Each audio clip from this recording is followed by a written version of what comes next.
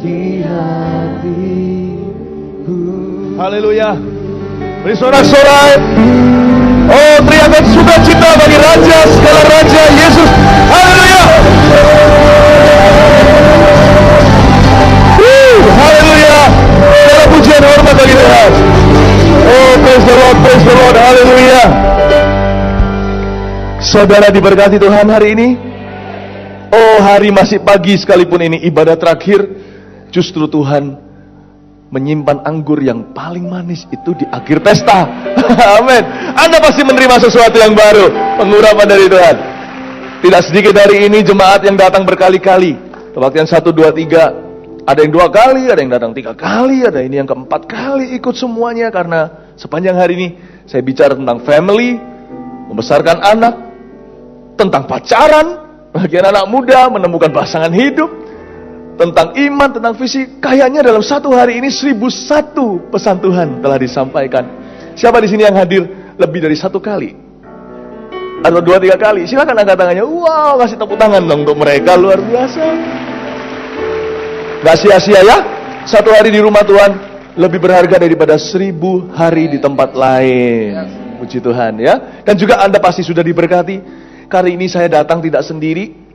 Yang lalu saya mau datang ke sini dihalangi oleh sebuah gunung kelut namanya. Tapi saya bersyukur bisa bertemu dengan Anda kembali. Saya terus terang, ngomong gini agak sungkan, tapi gak apa-apa lah ya. Kita orang timur biasanya gak terus terang, tapi kali ini biarinlah. Saya terus terang cinta jemaat PRJ. Ada rasa sayang di hati. Kami datang kemari senang sekali bisa menjadi berkat buat Anda. Dan tentunya Anda juga hari ini sudah diberkati dengan tim yang saya bawa dari Surabaya, Gereja Mount Sharon yang saya gembalakan bersama dengan keluarga. Dan ini adalah tim kami yang telah memberkati sepanjang hari, dan main terus di sini. Saya sempat pulang, kalian enggak, puji Tuhan, kasih tepuk tangan untuk mereka. Oh, haleluya. Ya, silakan kembali. Silakan duduk, Bapak Ibu Saudara. Kalau Anda belum mendapatkan album mereka, album kami yang baru, ini album Gereja Mount Sharon yang perdana.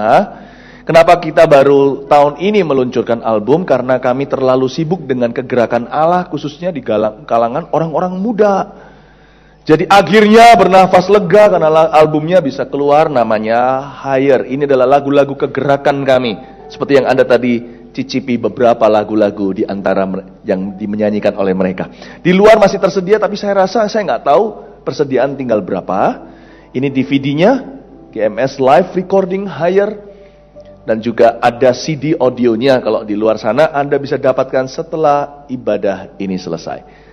Ya, pastikan Anda, siapa yang sudah punya ini tadi, di kebaktian tadi sudah membelinya, angkat tangan. Oh, enjoy ya, nikmati. Saya yakin lagu-lagunya akan membangun iman karena lahir dari api Roh Kudus di tengah-tengah kami di Surabaya. Praise the Lord. Bagaimana kalau kita menonton video dulu? Gini loh, saya mau bicara tentang seputar bagaimana kita itu nggak boleh hidup egois. Rahasia tambah-tambahan dari Tuhan itu selalu berhubungan dengan prioritas yang benar Tuhan didahulukan. Carilah dahulu kerajaan sorga. Segala sesuatu bukan diberikan, tapi ditambahkan. Berarti kebutuhan diberikan, plus-plusnya Tuhan itu yang mana tahan. Coba ya, cepat-cepat ya. Kita di luar kepala nih. Harusnya sudah mengerti matematika karena kita semua sudah dewasa. Ini bukan kebaktian anak kecil pun tahu, apalagi yang kumon ini segala. Wow, cepat sekali mereka tambah-tambahan, kali-kalian, kurang-kurangan, gak usah mikir. Oke, cepet-cepetan ya. Kita belajar tambah-tambahnya Tuhan. Jawab saya ya. 5 tambah 2 berapa? Iya, ada yang sudah dapat bocoran. 5 tambah 2, bro. Ada yang bilang 7, ada yang bilang 5.000. 2 betul. 7 menurut ilmu matematika, 5.000 menurut matematika Tuhan Yesus kita. 5 roti 2 ikan dijadiin 1 jadi 5.000 plus. Hati-hati dengan tambah-tambahan Tuhan, mana tahan. Tapi untuk kita bisa mengalami free flow, aliran yang tak henti-hentinya dari sorga, kita perlu memperhatikan hukum rohani Allah. Sama dengan hukum gravitasi, jangan dilawan. Tak peduli Anda sedih urapi apa. Kalau Anda di gedung 101, seperti di Taiwan, jangan lompat ke bawah. Karena ada gravitasi yang akan menyedot Anda jadi telur dadar sampai bawah. Hukum rohani juga ada. Bila Yesus didulukan, kita kenal hatinya, maka tidak perlu khawatir akan berkat. Anda dan saya harus paham tentang hal ini. Berkat jangan dikejar. Mazmur 23 berkata, Tuhan gembalaku, itu yang harus kita kejar. Kita di belakangnya, kita mengikuti dia. Kalau Tuhan punya Twitter atau Facebook hari ini, kita yang harus jadi follower. Follow, diklik follow. Kalau kita follow Yesus, berkat yang follow kita, di akhir kata-kata itu, di 2 ayat terakhir di Mazmur 23 dikatakan, kebajikan kemurahan akan mengikutimu. Jangan kebalik.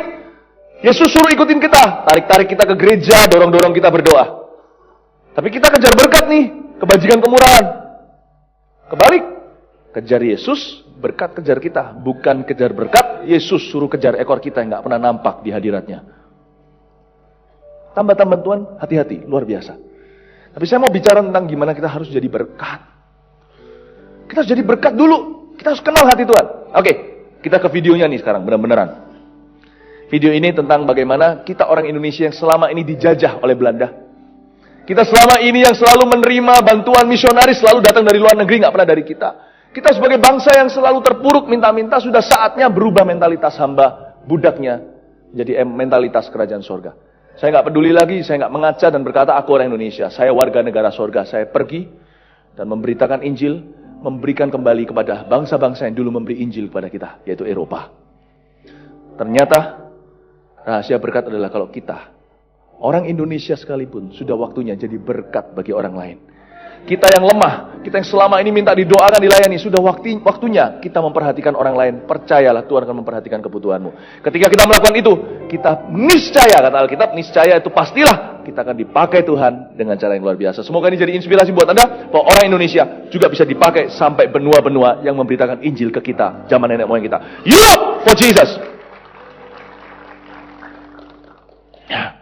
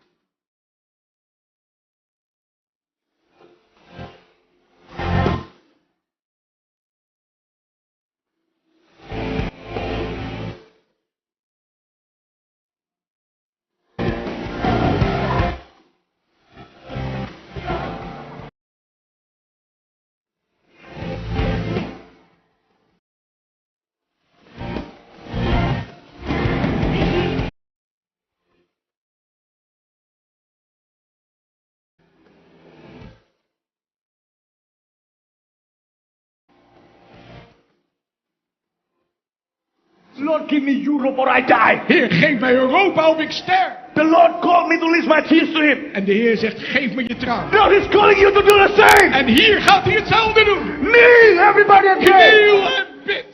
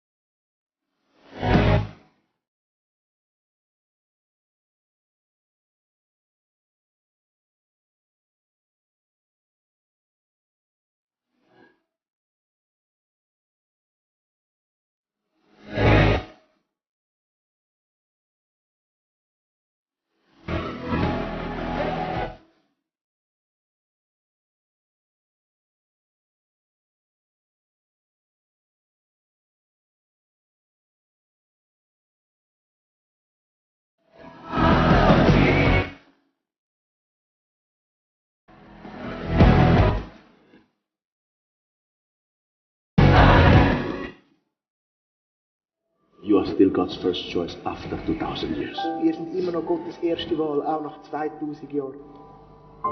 He has revived Asia to provoke you to jealousy. Dank u Jezus, u hebt alles vergeven. Dank u Jezus, aan u dank ik mijn leven. Dank u Jezus, voor het offer dat u bracht. Dank u Heer, uit de diepst van mijn hart. Dank u Jezus, u hebt alles vergeven. Dank u Jezus, aan u dank ik mijn leven. Dank u Jezus, voor het offer dat u bracht. Dank u Heer, uit het diepst van mijn hart. Dank u Heer, uit het diepst van mijn hart. Dank u Heer, uit het diepst van mijn hart.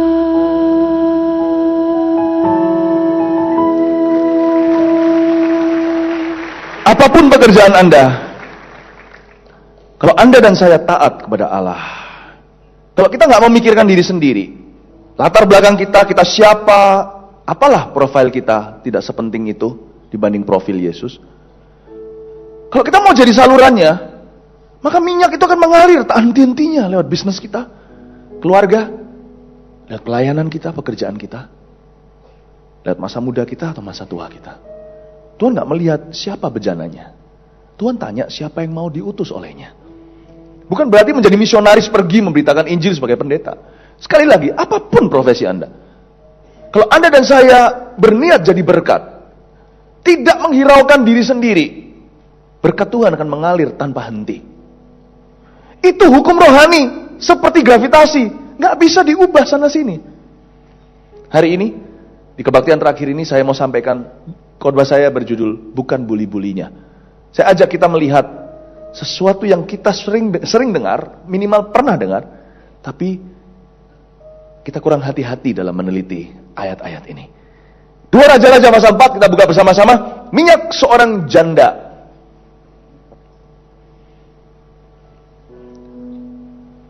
Beberapa orang yang mendengar khotbah saya hari ini akan keluar dari hutangnya. Beberapa yang dengar khotbah saya ini akan mengalami promosi dalam karirnya. Tiba-tiba bisnisnya yang kecil-kecilan jadi gede. Udah bisa ekspor segala. Ketika Anda lupakan diri sendiri, Tuhan bekerja untuk Anda. Karena itu dengarkan firman yang saya sampaikan. Ini bukan teori, tapi prinsip kerajaan Allah. Tangkap baik-baik di dalam spirit Anda.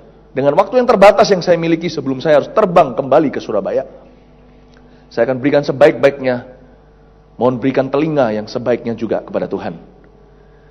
Ayat pertama, salah seorang dari istri-istri para nabi mengadukan halnya kepada Elisa sambil berseru, "Hambamu suamiku sudah mati dan engkau ini tahu bahwa hambamu itu takut akan Tuhan." Stop. Wanita ini kurang rohani apa? Dia istri nabi loh.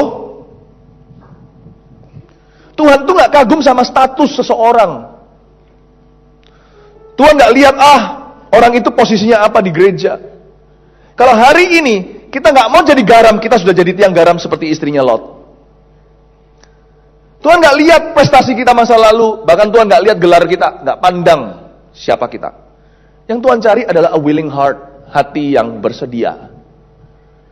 Bukan orang yang egois hanya cari kepentingannya sendiri, tetapi yang cari kerajaan sorga terlebih dahulu, yang akan mengalami tambah-tambahannya. So what gitu loh kalau dia adalah istri Nabi. So what kalau suaminya takut akan Tuhan. Hidup ini ada tujuan lebih tinggi daripada sekedar bertahan. Kita harus bertahan sampai Tuhan datang. Ya baik, kalau mau bertahan doang, mendingan begini, Tuhan punya rencana. Mohon aja sama Tuhan agar setiap orang yang sudah dibaptis selam, baptis di dalam nama Tuhan Yesus Kristus, langsung aja dicabut nyawanya, paling aman. Gak bisa jatuh dalam dosa lagi. Betul kan? Harusnya kita ada semacam itu. Untungnya ada ayat perintah Tuhan berkata jangan membunuh. Kalau nggak ada itu mendingan dicelupin, jangan dikeluarin. Nggak akan ada lagi domba yang kembali tersesat atau mundur dari Tuhan. Habis bertobat kayak penyamun di samping Yesus langsung selamat. Enak kan? Kalau Tuhan izinkan kita hidup di dunia masih mengalami goncangan, pencobaan dengan segala resikonya, bahkan ada yang meninggalkan Tuhan, pasti ada satu tujuan yang jauh lebih darurat kenapa kita harus ada di sini. Pasti. Kalau memang Tuhan suruh kita aman-aman sentosa, Tuhan tidak akan utus kita seperti domba ke tengah serigala. Bahaya kalau saya jadi Tuhan. Oh, seperti orang tua yang overprotective sama anak-anaknya yang terlalu melindungi. Jangan dekat-dekat sama gerombolan itu. Kalau saya jadi Tuhan, saya perintahkan gereja jangan menjadi jangan menjadi terang dan garam. Gereja, kalian sudah diselamatkan, naiklah ke gunung tinggi-tinggi.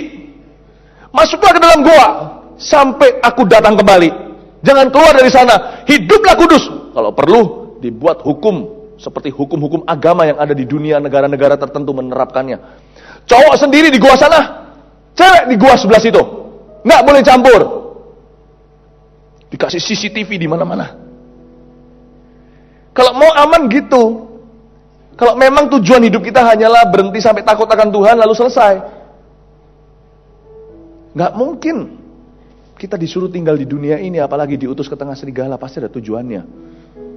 Kecuali Tuhan memang peduli dengan serigala-serigala itu. Pernahkah Anda berpikir kenapa domba diutus ke tengah serigala? Untuk dimangsa? Bukan, untuk mengubah serigala jadi domba, itu mujizatnya. Barang siapa dalam Kristus, ia adalah ciptaan baru. Si serigala sudah berlalu, domba telah datang. Pasti Tuhan sayang sama dunia ini, Tuhan taruh kita di sini. Dengan meresikokan anaknya sendiri. Itu yang disebut dengan 99 ditinggalkan demi satu. Bukan berarti ditinggalkan artinya Tuhan hadiratnya cabut dari kita. Enggak. Tapi Tuhan berani meresikokan kita. Karena dia percaya sama kita. Bukan karena Tuhan itu enggak sayang kita. Tapi apakah kita kenal hatinya? Karena itu banyak orang Kristen puas hanya jadi anggota gereja, datang memberi perpuluhan pulang. No, Bapak Ibu Saudara, ada tujuan lebih tinggi kenapa Anda dan saya masih tinggal di dunia ini. Yang pasti, kalau kita baca sebentar lagi, bukan tentang bully-bully. Aduh, wanita ini kalau kita baca ini ya, terlalu digede-gedein apanya tahu nggak? Bully-bulinya. Makanya saya kasih judul bukan bully-bulinya.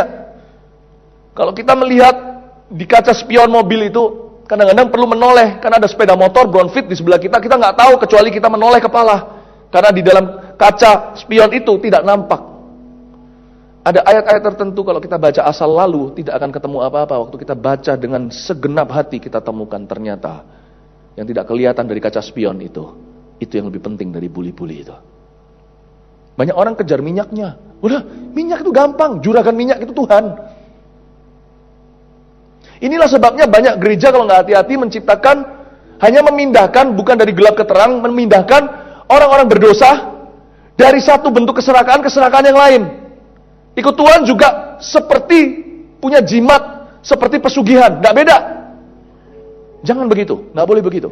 Dan di Jakarta banyak, apalagi di kota besar, banyak sekali karena disinilah semua orang mengejar mimpi. We have to live differently. Percayalah berkat itu dari Tuhan. Gak usah khawatir, Tuhan gak usah ditolong. Malah justru kita yang perlu pertolongan. Tuhan kok mau diguruin harus apa sama kita? Tuhan Yesus loh gak suka diguruin, dia berkata apa? Kalau doa itu gini loh, Bapak gak suka, dia ajarkan hati Bapak. Bapak udah tahu apa yang kau butuhkan sebelum kau memintanya. Jangan khawatir. Bunga di padang gak pernah minta dihiasi. Burung di ladang tidak pernah ngapa-ngapain diberi makan. Kamu gak usah khawatir, cari-cari apa yang dicari oleh orang-orang yang tidak kenal Allah. Carilah dulu kerajaan sorga dan segala kebenarannya. Semua ditambahkan kepadamu. Bukan berarti kita gak ngelembur, bukan berarti kita bolos melulu, hanya berdoa di rumah. Enggak. Tapi hati kita harus benar terlebih dahulu di dalam mencari Tuhan. Apa yang kau cari dalam Tuhan? Tuhannya atau sesuatu yang Tuhan bisa beri? Kalau gitu, apa bedanya Tuhan dengan Gunung Kawi? Banyak orang itu ya masuk Kristen bukan masuk ke dalam kelahiran baru. Pindah agama doang. Kuilnya aja beda. Yang dulu kuil, sekarang ada lambang salibnya di atasnya alias gereja. Kalau mau lahir baru, tidak boleh gedung. Lahir baru harus dari dalam hati. Berubah di sini. Jangan cari prosperity. Di dalam gereja apalagi itu adalah pelacuran dan pemberhalaan. Cari Tuhan. Prosperity itu salah satu janji Tuhan. Amin Bapak Ibu. Oke, sekarang kita lihat ya. Mentalitas ini, kalau nggak hati-hati, masih dibawa oleh orang-orang Kristen hingga kini. Ayat 2, jawab Elisa kepadanya. Elisa luar biasa. Ini Elisa ini dokter canggih. Sorry, kita tadi nggak sampai situ sebelumnya. 4 ayat 1b sekarang. Tetapi sekarang kata wanita itu, penagih hutang sudah datang untuk mengambil kedua orang anakku menjadi budaknya. Menurut saya loh ya, dua anaknya dalam bahaya mau diambil jadi budak, tapi mamanya sudah jadi budak rohani di dalam hati tanpa disadari. Saya buktikan ayat 2, Elisa adalah dokter jiwa, bukan dokter ahli jiwa, tapi dokter jiwa-jiwa yang begitu peka dengan keadaan hati manusia. Pertanyaan dia itu sangat-sangat diagnosa. Ini dokter yang pintar sekali. Dia tanya, sakitnya di mana, ngerasanya gimana, jam berapa, denyut-denyutnya itu. Dia langsung bisa beritahu, oke, tanpa diuji lebih dulu, saya curiga ini penyakit ini. Luar biasa. Pertanyaan seorang dokter menentukan kepandaian dia. Sakit kepala ya? Oh iya. Kenapa kepalanya? Lah gitu kan. Kalau saya tahu kenapa kepalaku nggak datang ke Anda, Dok. Kenapa Larry King itu berjaya? Dulu di zaman-zaman CNN, sekarang dia sudah pensiun karena pertanyaannya luar biasa. Kenapa? Contohnya ada beberapa yang interview di TV sekarang, saya nggak mau endorse mana-mana, tapi ada juga yang wanita, yang pria. Pertanyaannya tajam, makanya dia itu banyak pemirsanya. Elisa tanya pertanyaan yang luar biasa. Pertanyaan ini semi menjebak. Ini orang jenius rohani. Lihat ya pertanyaannya, lihat ya. Ayat 2 ya. Jawab Elisa kepadanya, apakah yang dapat kuperbuat bagimu? Langsung senang wanita itu karena dia punya iman. Selalu ditaraf, Tuhan, bisakah kau melakukan sesuatu untukku? Ke gereja juga sama, doakan aku, doakan aku, doakan aku. Di rumah Tuhan juga sama, layani aku. Itu orientasi budak. Lo boleh kita semuanya minta begitu, tapi kalau melulu, nah itu something wrong. Paulus pun orang sesakti itu, sapu tangannya menyembuhkan. Sapu tangan Paulus itu menyembuhkan. Kurang sakti apa? Saya nggak punya sapu tangan ini, pakai tisu. Tisuku menyembuhkan. Bayangin, Rasul Paulus bahkan berkata kepada jemaatnya, doakan saya, setiap kali saya buka mulut, rahasia kerajaan sorga dinyatakan, supaya aku dibebaskan dari binatang buas. Maksudnya dari setan-setan. Boleh, tapi kalau melulu itu, nah disitulah kita harus didiagnosa oleh Roh Kudus, ada apa dengan kita, iman kita ini bolak-balik, rasanya terbolak-balik prioritasnya. Dia berkata, apakah yang dapat kuperbuat bagimu? Senang loh si wanita. Lalu, pertanyaan kedua jauh lebih tajam dari pertama. Lihat ayat 2. Beritahukanlah kepadaku, apa-apa yang kau punya di rumah. Oke, jawabannya kira-kira apa? Bu, di rumah Anda punya apa? Luar biasa ya. Saya tunjukkan mental budak. Kalau nggak hati-hati, banyak orang Kristen sudah keluar dari tanah perbudakan Mesir, tapi Mesir nggak pernah keluar dari dirinya. Dia keluar dari Mesir sebentar saja, 10 tulah cabut, langsung cabut, udah keluar dari negara terkutuk itu waktu itu. Tetapi 10 tulah itu nggak bisa menghapus Mesir dari hatinya. Mereka terus saja ingat ke sana, ingat bawang merahnya, bawang putihnya, hingga menghujat Allah. Saya ajak kita untuk hati-hati. Inilah sebabnya, inilah yang saya sebut dengan sumbat dalam perusahaan Anda, kenapa perusahaan Anda tidak bisa melejit. Inilah sumbat di kesehatan Anda, kenapa Anda tidak kunjung sehat maupun sembuh. Inilah sumbat dalam kebahagiaan batin Anda, dalam rumah tangga Anda, kenapa rumah tangga Anda sekalipun Anda usahakan tetap retak. Karena Anda dan saya tanpa sadari melawan hukum Allah, tanpa kita mengerti. Lihat, berkatalah perempuan itu. Lihat jawabannya, luar biasa. Dia kena jebak. Tapi jebakan ini baik, karena ini membantu perempuan itu mengetahui penyakitnya. Hambamu ini tidak punya sesuatu apapun di rumah kecuali berhenti. Jangan dibaca dulu kecuali apa. Yang penting dia sudah mengaku dulu dia nggak punya apa-apa di rumah. Pertanyaan saya. Ini luar biasa. Dia bilang apa? Elisa tanya, Bu, Anda punya apa di rumah Anda? Berarti Anda punya punya rumah. Count your blessings, name them one by one. Count your blessings, see what God has done. Count your blessings, name them one by one. Count your many blessings, see what God has done. Hitunglah berkatmu satu persatu. Lihatlah apa yang Tuhan sudah lakukan dan berikan kepadamu. Kalau lihat donat, jangan lihat lubangnya dimakan, masuk angin.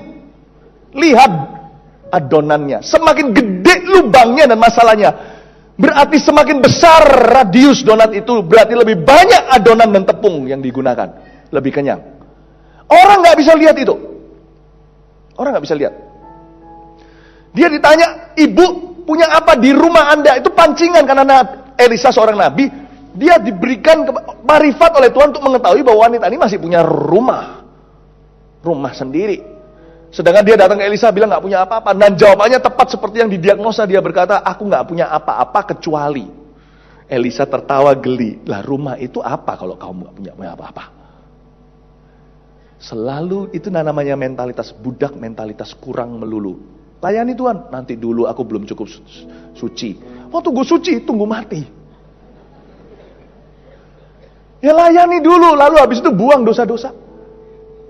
Bukan yang dibuang itu pelayanannya, yang dibuang itu dosanya. Alangkah baiknya semua orang buang dosanya, lebih banyak pelayan Tuhan.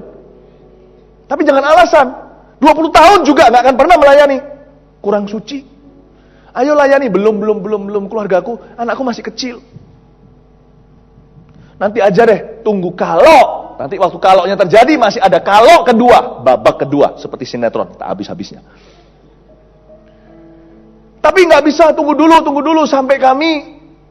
Selalu ada alasan, karena ada mentalitas kekurangan. Kalau Tuhan panggil, ku jawab ya. Ku jawab ya. Ku jawab, ya Tuhan. Ku jawab, jangan ragu. Ya Tuhan, ku jawab, ya. Katakan kanan kirinya, ya. Amin. Coba lihat ini luar biasa. Oke, sekarang ya. Elisa diharapkan oleh wanita itu agar Elisa berdoa simsalabim gimana, tumbuhlah uang di atas pohon. Ini wanita persis seperti seorang jenderal zaman dulu namanya Naaman, kecewa ketemu sama Nabi Tuhan.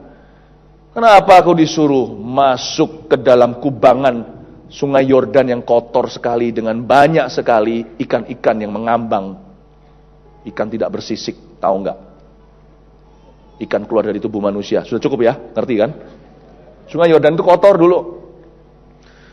Kenapa kok nggak disimsalabim, tumpang tangan gini-gini kek, kasih percikan minyak kek, apa kek, kalau bisa ada semacam sesuatu barang yang bisa aku jadikan jimat gitu kan enak. Aku datang minta ditolong malah diberitahu apa yang Tuhan kehendaki aku lakukan. Apa-apaan ini? Aku nggak mau yang beginian. Aku nggak mau. That's religion, my friend. Itulah agama. Agama itu manusia mengontrol Allah. Iman itu Allah yang mengontrol manusia. Manusia percaya meresponinya. Luar biasa. Wanita ini pasti kecewa ketika Elisa memberi dia sebuah instruksi. Emangnya nggak bisa? Bisa. Dia mau tumbuhkan, oh bisa. Kenapa nggak langsung aja begitu? Karena Tuhan tahu apa yang sesungguhnya engkau butuhkan. Yang Tuhan tahu yang dia butuhkan bukanlah roti, bukan minyak, bukan uang. Sekalipun penagih hutang datang untuk mengkolek, untuk memungut piutangnya. Tapi yang dia butuhkan sebenarnya adalah pembebasan di dalam. Prioritasnya harus berubah. Kenapa Tuhan nggak tolong langsung perusahaan Anda langsung keluar dari hutang? Apa Tuhan bisa? Bisa. Mana ada yang susah bagi Allah. Ketika bangsa Israel berkata, kami mau makan daging, Musa pun meragukan Allah. Allah berkata sama Musa, lihat, apakah ada yang susah bagi aku? Kamu tunggu aja, berdiri di tempat, sebentar lagi kalian akan kelebihan pesta daging sampai mati kekenyangan. Siapa sangka Tuhan cuman hacin, Tuhan bersin, hacin. Semua burung puyuh jatuh di padang gurun tepat di spot itu. Mereka makan belum habis, daging burung puyuh udah keluar dari hidungnya. Untung itu kalau ditelan, kolesterol semua. Coba bayangin, Bapak Ibu. Tuhan kenapa nggak langsung tolong Anda punya perusahaan? Kenapa nggak tolong langsung keluarga Anda? Karena Tuhan tahu kalau Anda ditolong sekarang, besok Anda jatuh di tangan 7 roh lebih jahat. Karena Anda tidak mengerti gimana mengisi rumah. Kalau kita lihat orang lapar minta-minta, percuma. Bisa lah kalau orang lapar jangan diajari apa-apa, kasih dia makan dulu, kasihan. Udah jangan bicara soal hikmat lah, semuanya itu buang dulu, kasih dia makan supaya dia nggak mati, apalagi kalau dia sudah kelaparan berhari-hari. Tapi setelah itu kalau Anda mau betul-betul tolong dia, Anda nggak bisa kasih dia ikan. Anda kasih dia ikan, dia makan sehari, tapi Anda ajari dia memancing, dia akan makan seumur hidupnya. Betul? Karena itu Tuhan tahu apa yang dibutuhkan oleh wanita ini. Elisa memberi dia sebuah instruksi. Perhatikan instruksinya. Menurut saya brilian sekali. Tuhan tahu. Penuh pewahyuan ini. Ayat 3. Lalu berkatalah Elisa, pergilah, mintalah bejana-bejana dari luar, daripada segala tetanggamu. Dalam bahasa aslinya, bahasa Inggrisnya juga all your neighbors. Garis bawah kata all atau segala atau semua tetanggamu tanpa kecuali. Jangan pilih-pilih, jangan pilih kasih, jangan pandang bulu. Setiap pintu kamu ketuk, minta bejana. Bejana-bejana kosong, tetapi jangan terlalu sedikit. Dengan kata lain, semua. Oke, perhatikan saya sebentar. Saya jelaskan tentang ini, kan bukan judulnya, bukan bully-bulinya. Ya. Pergilah, mintalah bejana dari luar daripada segala tetanggamu. Saya yakin wanita itu kecewa awalnya. Kan kita ini biasa dengan mentalitas minta-minta. Kalau tidak hati-hati, bangsa kita juga sama. Melulu hutang. Kita merasa, kalau coba ya, merem ya, kita tutup mata. Misionaris, pikirannya langsung apa? Orang berkulit putih. Pernahkah kita berpikir orang Indonesia jadi misionaris? Pernah kita berpikir kita yang memiutangi? Masalah bangsa ini bukan ekonomi, bukan sumber daya alam. Gila sumber daya alamnya Indonesia ini. Singapura tuh loh nggak ada apa-apa. Masalahnya bukan mental, masalah rohani. Tidak kenal hati Allah. Andai kata orang diubah dari dalam, semua akan dikelola.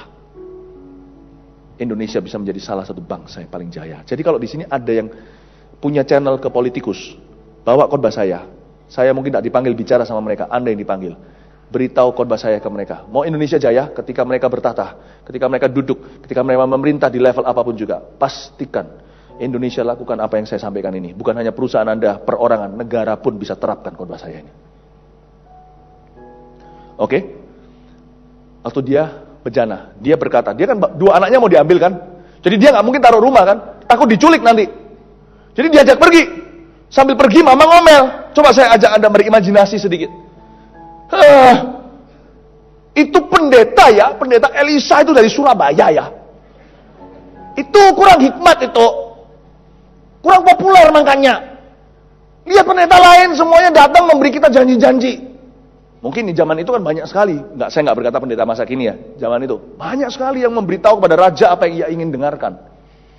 Tapi dia, masa mama disuruh ambil bejana? Ya sudah, mama ini kan putus asa.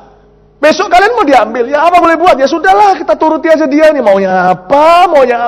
Padahal loh orang itu ya, kelihatan dia tuh mau buat mama susah. Nggak tahu mamanya sudah susah, dibuat lebih susah lagi. Mama itu bukan lagi sudah jatuh ketiban tangga. Mama itu sudah dijatuhin tangga, sekarang dijatuhin gajah. Masa pendeta itu gak punya belas kasihan? Udah lama, dengarkan aja. Anak kecil kan punya kerajaan sorga. Pasti Tuhan punya rencana. Udah. Anak kecil lu tahu apa? Besok lu jadi budak orang. Jalan. Pintu pertama diketok. Ya loh, gak ada orang kan? Gak sabar, mamanya mau mujizat instan. Udah pergi. Mama, adik saya. Itu pendetanya, om pendeta bilang, nggak boleh menyerah semua rumah mama, nggak boleh ada yang dicoreng. Ih, rese lu. Ketuk lagi 15 menit kemudian. Udah kan, nggak ada kan? Sekali lagi mama, dibukakan pintu. Hei, ya, Cik Mecen. Iya, selamat siang. Sorry Cik Mecen, saya lagi mandi. Tadi keramas ini loh, saya coba shampoo baru. Bagus loh, mau coba. Cik Mecen, masuk. Iya Cik Meling. Masuklah Mecen ke rumah Meling. Duduklah mereka di sofa. Kan layaknya, sorry ya, Mecen jadi gak enak. Sorry ya, saya sudah jarang mampir. Iya loh, udah lama, udah berapa tahun. Sejak suami saya meninggal, saya jadi janda, saya sudah gak terlalu bersosialisasi dengan orang. Makanya itu loh sumber penyakitnya. Mikirin diri sendiri doang, melulu. Oh gak apa-apa.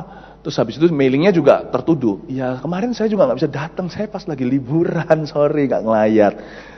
Ya gak apa-apa. Sorry. Cik Meling, kedatangan kami ke sini supaya jangan bingung ya. Kami mau pinjam sesuatu. Oh iya, pinjam apa? Kan lagi sungkan nih Meling, gak ngelayat kan.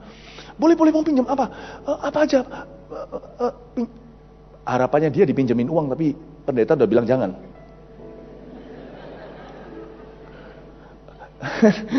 Mau ngomong malu.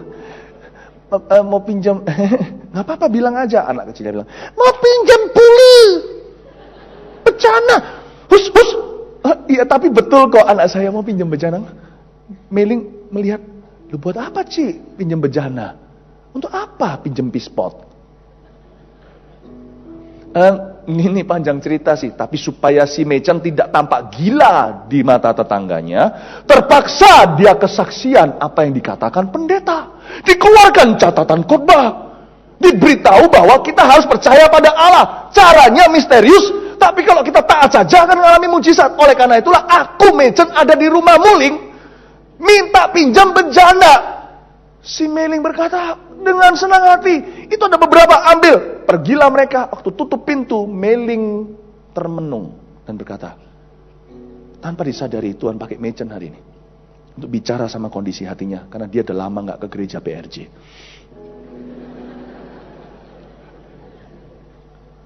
Udah lama, dia merasa dia sanggup bisa sendiri. Dia ditegur Tuhan, jangan-jangan nanti sampai ada sesuatu musibah terjadi baru aku cari Tuhan, udah terlambat. Dia telepon malam itu, suami dan anak-anaknya pulang sekolah, suaminya pulang kerja. Mereka berkata, hari ini Tuhan kirim Machen ke rumah. Machen sih nggak tahu, dia keliling cari bejana. Dia kira tujuan Tuhan adalah Gucci atau buli-buli itu. Dia nggak ngerti tujuannya adalah nyawa. Tuhan nggak pernah kagum dengan uang, itu gampang bagi Tuhan. Berkat Tuhan paling murah itu uang. Itu cuma pembalik telapak tangan. Jadi kalau jadikan visi Anda adalah orang yang paling dangkal di seluruh kerajaan sorga. Kalau Anda kejar bonus bukan gaji, nah itu namanya kebodohan. Yang harus Anda kejar itu adalah gaji, salary. Upah kita adalah Yesus.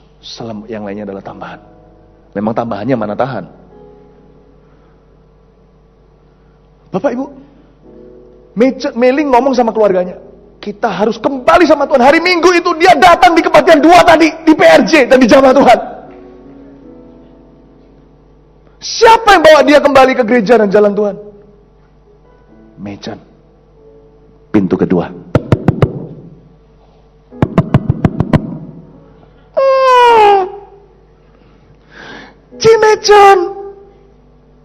Machen nangis. Kenapa? Langsung disambut dengan tangisan di pundaknya. Kedua anaknya liatin bengong. Kenapa ma? Kenapa kamu kenapa? Masuk dulu. Oke, ayo masuk. Malah Machennya yang bilang masuk padahal bukan rumahnya. Machen lupa dengan bejana. Duduklah mereka berdua dari dalam pintu. Nggak ngerti ternyata suami daripada si Lili ada di rumah. Bentak-bentak dia. Dasar lu perempuan. Tuk. Sensor semua kata-katanya. Itu loh. Aku sama dia hari. Aku mau cerai. Cerai lah. Gak apa-apa. Emangnya lu doang. Emangnya cewek cuma lu doang. Di luar juga banyak. Langsung bangkitlah singa betina di dalam diri seorang Machen, lupa bejana dan berkata, diam kamu Arif.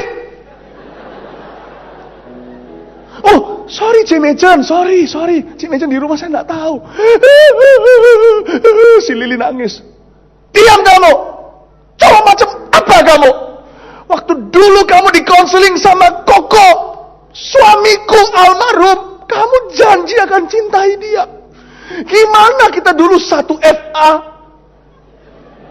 Apa janjimu gombal? Arif diam. Tiba-tiba Machen ikut nangis, iba, marah. Lalu habis itu berkata, kamu jangan begini dong. Kalian dulu itu adalah pasangan paling sejoli. Kenapa kalian begini sekarang? Diambillah tangan si Arif, ditaruh di tangan si Lili dan kata, sudahlah baikan. Ayo, Cici doain supaya kalian jangan cerai. Iya kami udah mau cerai Ci. Udah ada jalan kok. Dia buka jalan saat tiada jalan. Karena Machen udah lama sekali nggak dengan, udah jauh. Ya kan, jadi lagu-lagunya masih lagu-lagu jadul. Setelah itu mereka nggak jadi cerai. Setelah itu baru sadar, Setelah sudah dihapus air matanya, puji Tuhan hari ini Tuhan melawat kami, terima kasih ya Ci. Terima kasih. Oh by the way Cici kenapa kesini? Disuruh Tuhan ya untuk damaikan perceraian kami. Enggak sih, aku mau pinjam gentong. Anda bisa ngerti sekarang? Poinnya bukan gentongnya. Perusahaan Anda itu cuma alasan aja. Kasih Tuhan alasan kenapa harus memberkati pabrik Anda. Itu cuma alasan bagi Tuhan. Itu semua kan berlalu. Jiwa itu gak akan berlalu. Oke, pintu ketiga. Langsung dibuka. Setelah sekian lama dibuka. Kaget. Ketemulah dengan si Budi. Dia bawa tali. Aku Budi duduk sendiri. Ambil tali sudah mau bunuh diri. Talinya putus, nggak jadi mampus karena si Mecen nyelonong seperti tikus. Dia bilang, ngapain kamu Budi? Aku di PHK. Aku terlibat hutang kredit card. Kamu gila ya? Duduk, masuk, tutup pintunya. Itu rumah siapa? Duduklah si Mecen, kuliahin dia. Kamu tahu ya, saya ini Budi, kita ini dulu teman sekolah kan? Dulu kamu gimana kuatnya? Kamu tahu nggak, masalahmu nggak ada segininya masalahku. Kamu cuma di PHK, kartu kredit, kamu tahu belum menikah. Saya ini ditinggal suami di zaman kita sekarang ini. Kalau orang jadi janda, nggak ada yang mau kawini. Karena zaman itu, kalau siapa yang kawini, anaknya tidak boleh atas namanya dia, harus nama suami sebelumnya. Jadi keturunannya, akhirnya warisan semuanya, ngapain? Ngapain gua menikah dengan wanita kalau wanita masih banyak di luar sana, perempuan sama satu orang yang nanti anaknya jadi anak almarhum suaminya. Namanya semuanya. Aku nggak bisa menikah lagi. Dan nggak gitu. Kedua anakku yang kau lihat di depan ini, tampaknya culun-culun ini, ingat, lihat. Mereka lihatin, Mama. Mama. Kedua anak ini, kamu lihat, besok mereka kerja rodi. Dipasang anting-anting di sini. Kamu itu apa? Cuman hutang kredit card. Itu bisa diselesaikan. Toh di zaman Elisa belum ada kredit card. Kamu mengada-ngada. Apa-apaan ini kamu di PHK? Iya tapi aku gengsinya seperti dirobek. Gengsi doang. Kamu tahu kamu gantung diri masuk mana? Masuk mana? Kuburan? Masuk neraka? Sini. Mecen berkata, aku bawa buku A Trip to Hell. Kamu beli di luar sana. Kamu baca, kamu akan masuk ke sini. Kalau kamu nggak hati-hati.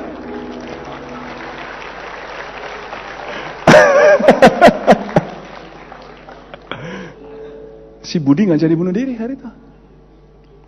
Dia keluar setelah rumah terakhir. Di Budi berkata gini, nanti ya Bud, kalau aku sudah keluar dari masalahku, kita buat FA di rumahmu ya. Bagi orang-orang yang putus asa seperti kita ya. Sebelumnya pinjemin aku sebuah gentong, sebuah bejana. Nanti kalau mujizat terjadi, aku akan ingat. Saya ingat alamat ini, kita buat FA buat orang-orang yang putus asa. Oke, Chen. Thank you, Chen. Ini taliku berikan sebagai piagam untukmu. Siapa mau? Aku cuma mau pinjam gentongmu. Pergilah dia. Setelah berputar sekian lama, Mecen sadar. Singkat cerita, Anda kan tahu ayat ini, ujungnya kan buli-buli itu keluar minyak gak berhenti. Mecen berkata, ternyata bukan buli-bulinya.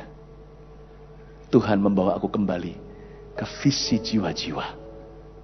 Ternyata sekarang aku mengerti. Minyak itu bukan highlightnya orang yang matanya hijau duitan. Lihat baca gini seneng banget, minyak itu berapa 1 galon. Itu bukan poinnya.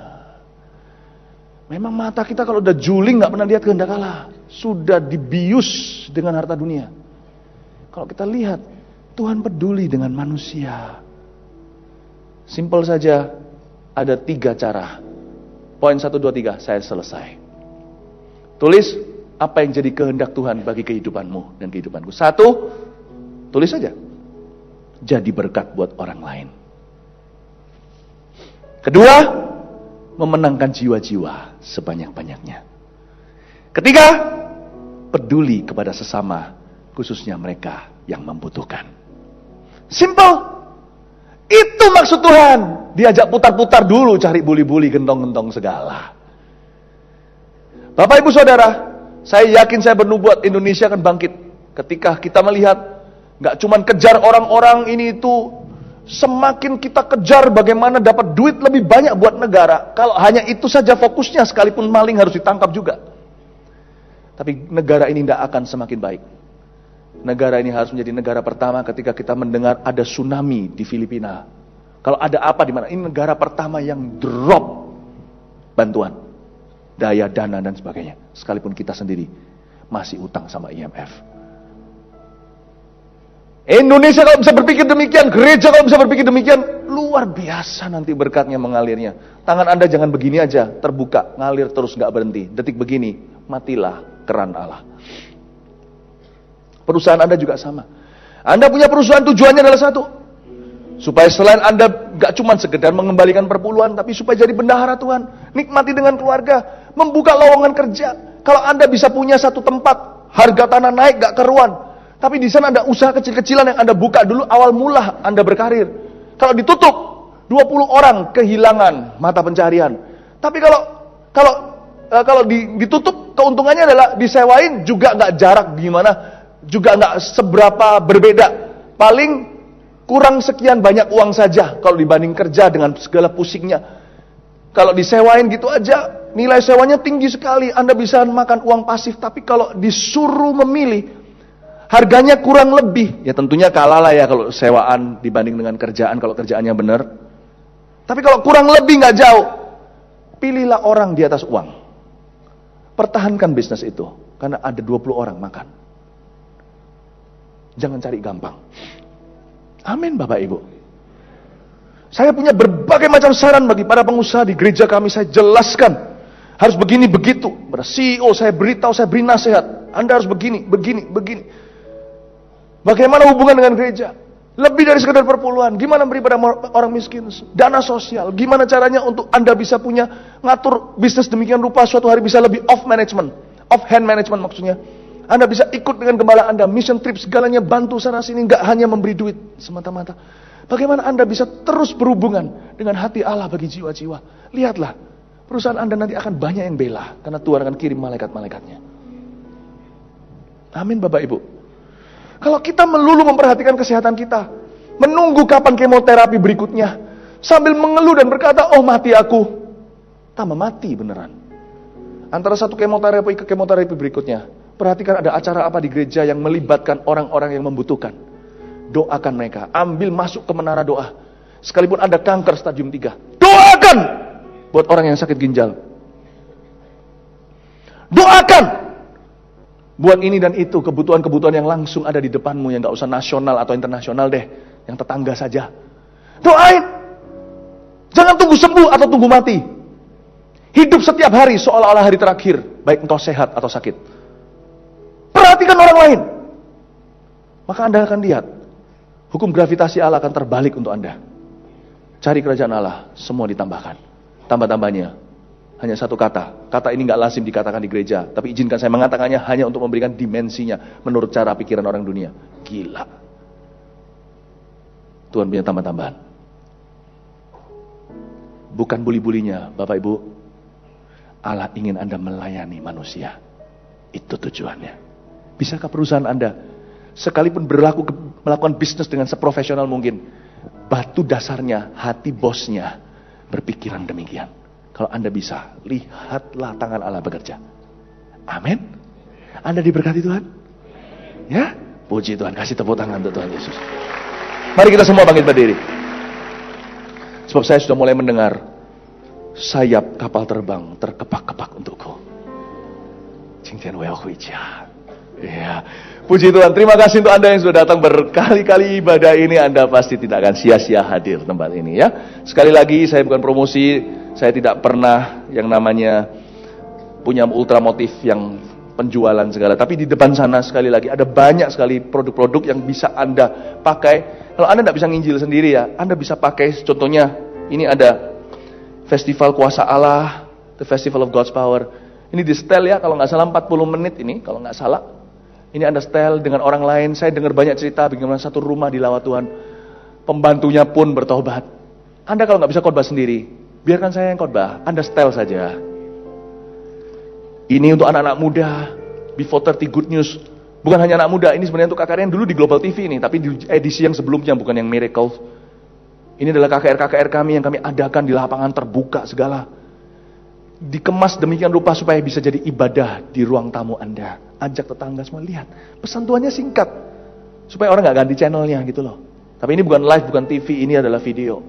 Anda bisa, ada banyak cara. Saya pertama kali 10 orang yang saya menangkan itu semuanya bukan tanpa disengaja, tapi tidak direct atau tidak langsung melalui orang lain. Saya hanya ajak. Kalau ada kemauan itu ada jalan. Ini adalah KKR Ritual anak yang kemarin diadakan di Jakarta, di gereja di sini, gereja kami di Jakarta. Banyak anak-anak kecil dijamah Tuhan, luar biasa. Itu kaget sekali saya lihat, itu anak kecil ya. Kira-kira 800 orang di ruangan. Saya berdoa, rebah semua, 800 itu semua rebah, sekaligus. Ini di video ini. Tapi anak kecil mendengarkan firman tentang what is hell. Apa neraka? Dengan bahasa yang mereka mengerti. Anda bisa bawa teman, oh luar biasa nih, ponakan segalanya. Saudara, saya tahu semuanya ini akan jadi berkat. Anda simpel aja pakai media, ini zamannya media di mana-mana. Aduh, saya hanya ingin menginspirasi Anda, ada jalan kalau ada kemauan. Amin Bapak Ibu. Ya, saya percaya Anda semua akan jadi berkat. Mulai hari ini, mengalir kuasa Roh Kudus di dalam hidupmu. Dan dalam perusahaan Anda, dalam tubuh Anda, dalam hidup Anda. Terima kasih Tuhan. Haleluya. Nyanyi, Redo. Ku sembah Engkau Allah yang perkasa, ku sanjung tinggi, mengabuhi hidupku. Tuhan, tiada yang lain. Hanya Kau satu. Ku sembah Kau. Ku sembah Engkau Allah yang perkasa, Ku sanjung tinggi, mengabuhi hidupku. Tuhan, tiada yang lain. hanya Kau satu. Hanya Kau satu. Sekali lagi, ku sembah Kau. Ku sembah Allah yang berkuasa, ku sanjung tinggi, namamu di hidupku. Tuhan, tiada yang lain.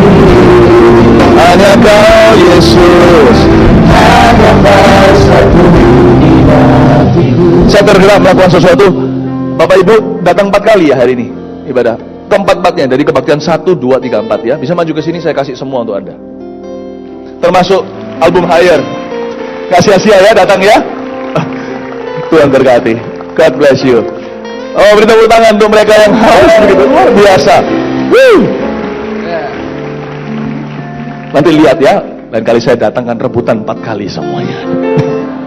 Sekarang saya mau panggil orang-orang yang hari ini sudah seperti menyerah. Sudah menyerah soal mimpinya. Aduh Tuhan, aku ini rasanya bergumul soal visi hidupku, gak jadi-jadi. Kerjaanku ya begitu melulu, keluargaku. Aduh Tuhan, aku ingin satu terobosan baru. Hari ini Anda belajar praktekkan firman ini, Anda taruh di hati. Saya hanya ingin mengurapi. Anda bisa bawa barang pribadi, titipkan seorang, jangan hilang. Anda bisa maju ke depan sini. Saya akan ucapkan doa singkat sebelum saya akan berangkat. Mari datang kemari. Mengalirlah kuasa Roh Kudus. Mengalirlah minyak itu, mengalirlah minyak itu, mengalirlah minyak itu di tempat ini. Mengalirlah Roh Kudus. Angkat tanganmu, terima minyak yang baru dari bumi-bumi Kristus. Mengalirlah kuasa. Datang dengan hati benar, datang dengan hati mau berubah,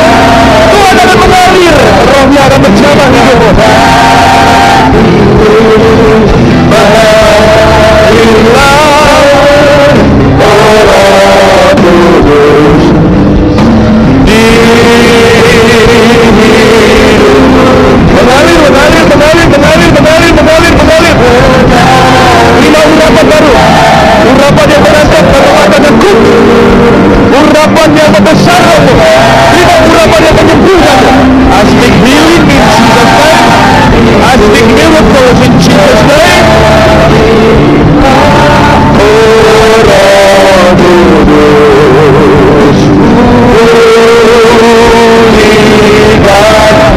Mengalirlah,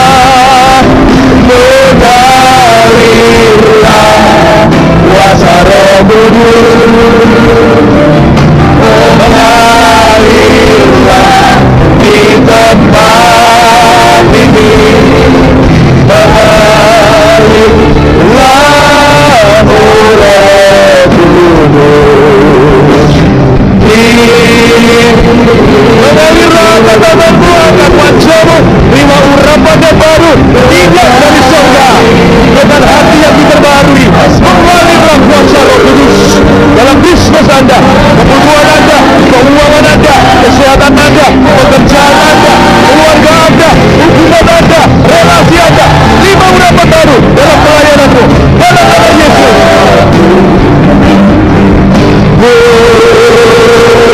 Pulihkan, mengalirlah, mengalirlah kuasa Roh Kudus. Mengalirlah di tempat ini. Ada pandangan tutup dalam nama Yesus. Aku katakan sakit penyakit dalam nama Yesus. Aku katakan roh kepaitan dalam nama Yesus. Aku katakan sifat keegoisan dalam nama Yesus. Aku katakan perceraian, perceraian rumah tangga, kekerasan dalam rumah tangga dalam nama Yesus. Aku katakan putus kemiskinan dalam nama Yesus. Aku katakan kebangkrutan dalam nama Yesus. Aku katakan semua kuasa kegelapan yang bekerja dalam diri orang percaya tempat ini yang maju dalam nama Yesus.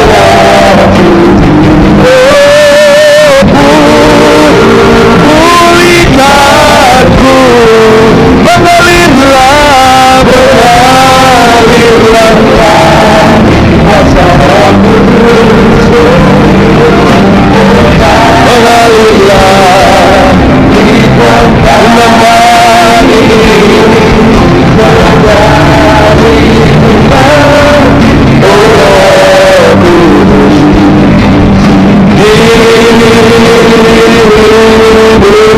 Mengalirlah Roh Kudus di hidupku. Mengalirlah Roh Kudus di hidupku.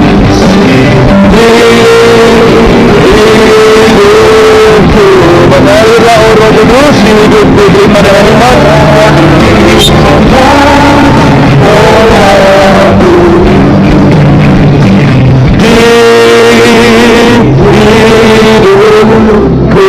Haleluya, beri tepuk tangan bagi Tuhan Yesus. Kita percaya sesuatu terjadi. Haleluya, haleluya, haleluya, haleluya, haleluya, haleluya. Semua tepuk tangan di atas kepalanya seperti ini kita rayakan. Betapa dalamnya, betapa lebarnya kasih setiamu. Tiada bandingannya, tiada duanya, tiada serupa. Yesus, betapa dalamnya, betapa lebarnya kasih setiamu.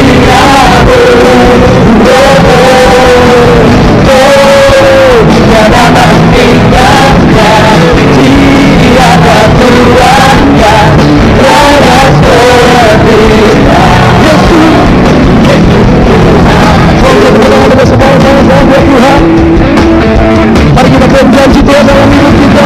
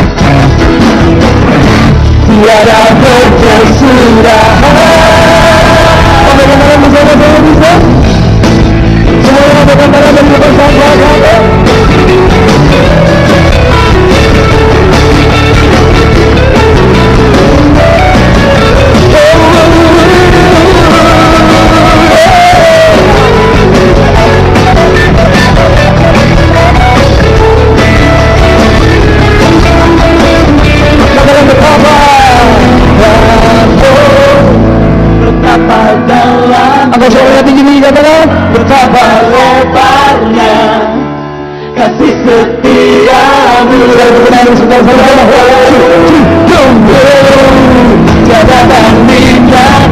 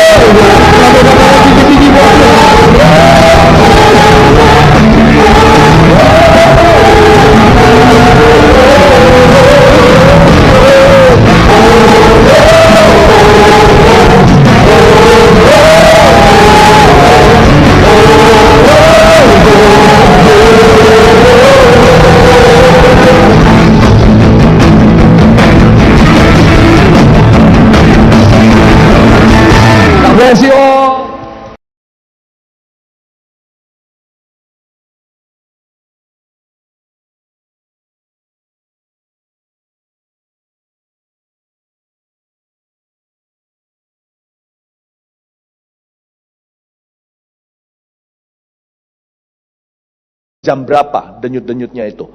Dia langsung bisa beritahu, oke, tanpa diuji lebih dulu, saya curiga ini penyakit ini.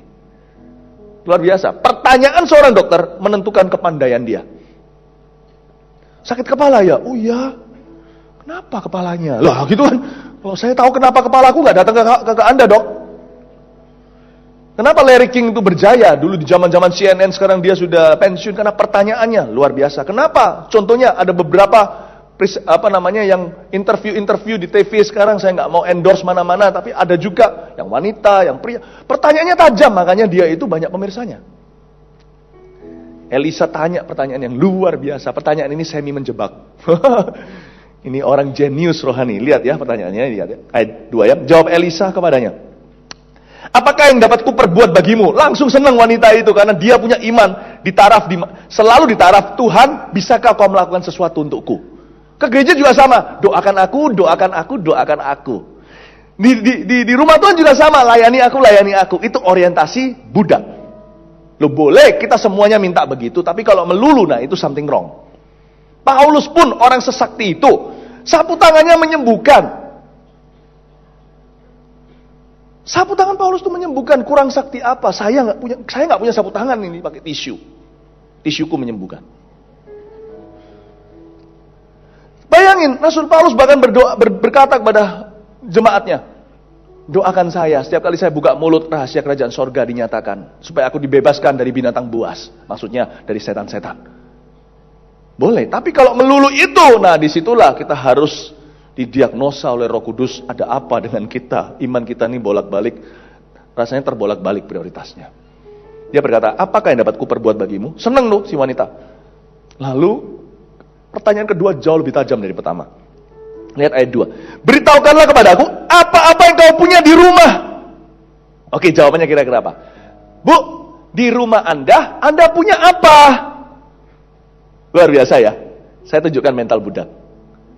Kalau nggak hati-hati, banyak orang Kristen sudah keluar dari tanah perbudakan Mesir, tapi Mesir nggak pernah keluar dari dirinya.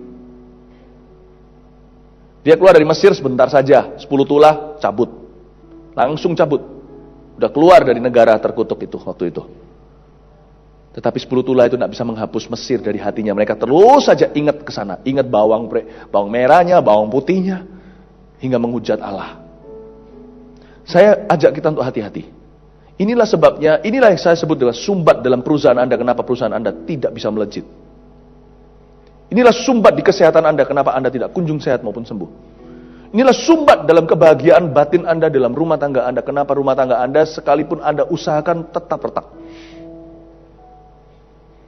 Karena Anda dan saya tanpa sadari melawan hukum Allah. Tanpa kita mengerti. Lihat, berkatalah perempuan itu. Lihat jawabannya, luar biasa. Dia kena jebak. Tapi jebakan ini baik, karena ini membantu perempuan itu mengetahui penyakitnya.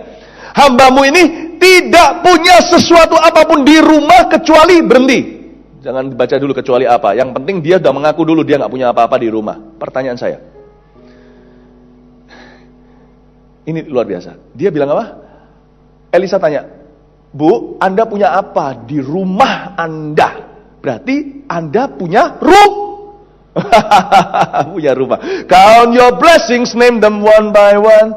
Count your blessings, see what God has done. Count your blessings, name them one by one. Count your many blessings, see what God has done. Hitunglah berkatmu satu persatu.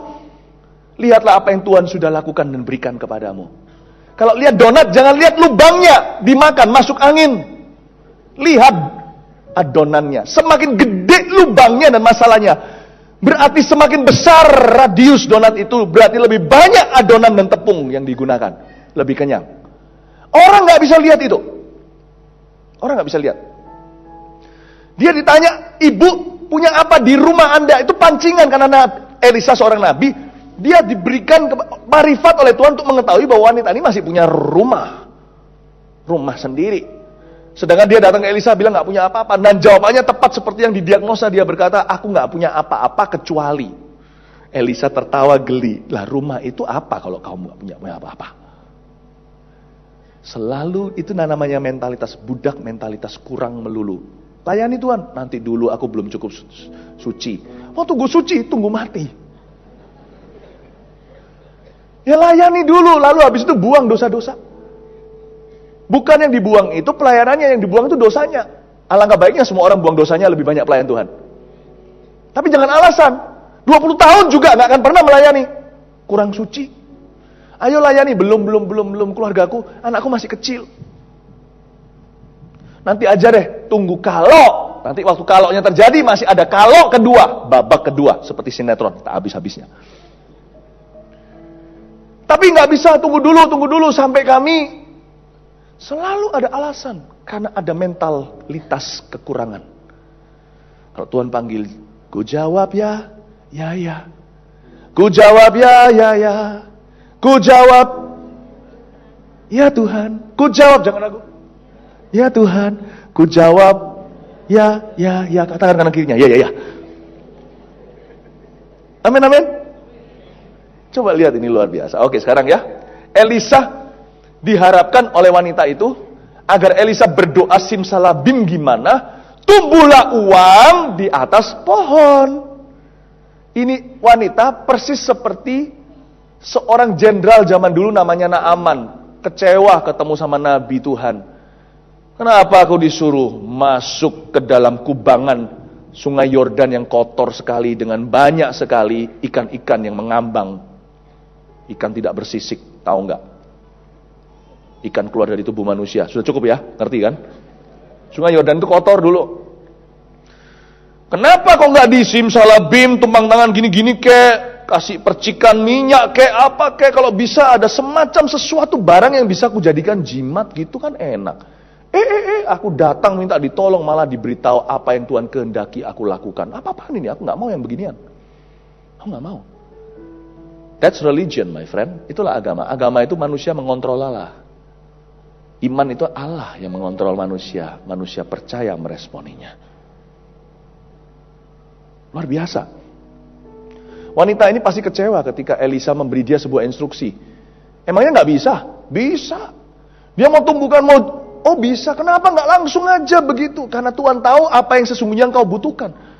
Yang Tuhan tahu yang dia butuhkan bukanlah roti, bukan minyak, bukan uang. Sekalipun penagih hutang datang untuk mengkolek, untuk memungut piutangnya. Tapi yang dia butuhkan sebenarnya adalah pembebasan di dalam. Prioritasnya harus berubah. Kenapa Tuhan nggak tolong langsung perusahaan Anda langsung keluar dari hutang? Apa Tuhan bisa? Bisa. Mana ada yang susah bagi Allah. Ketika bangsa Israel berkata, kami mau makan daging, Musa pun meragukan Allah. Allah berkata sama Musa, lihat, apakah ada yang susah bagi aku? Kamu tunggu aja, berdiri di tempat, sebentar lagi kalian akan kelebihan pesta daging sampai mati kekenyangan. Siapa sangka Tuhan cuman hacin, Tuhan bersin, hacin. semua burung puyuh jatuh di padang gurun tepat di spot itu. Mereka makan belum habis, daging burung puyuh udah keluar dari hidungnya. Untung itu kalau ditelan, kolesterol semua. Coba bayangin, Bapak Ibu. Tuhan kenapa nggak langsung tolong Anda punya perusahaan? Kenapa nggak tolong langsung keluarga Anda? Karena Tuhan tahu kalau Anda ditolong sekarang, besok Anda jatuh di tangan 7 roh lebih jahat. Karena Anda tidak mengerti gimana mengisi rumah. Kalau kita lihat orang lapar minta-minta, percuma. Bisa lah kalau orang lapar jangan diajari apa-apa, kasih dia makan dulu, kasihan. Udah jangan bicara soal hikmat lah, semuanya itu buang dulu, kasih dia makan supaya dia nggak mati, apalagi kalau dia sudah kelaparan berhari-hari. Tapi setelah itu kalau Anda mau betul-betul tolong dia, Anda nggak bisa kasih dia ikan. Anda kasih dia ikan, dia makan sehari, tapi Anda ajari dia memancing, dia akan makan seumur hidupnya. Betul? Karena itu Tuhan tahu apa yang dibutuhkan oleh wanita ini. Elisa memberi dia sebuah instruksi. Perhatikan instruksinya. Menurut saya brilian sekali. Tuhan tahu.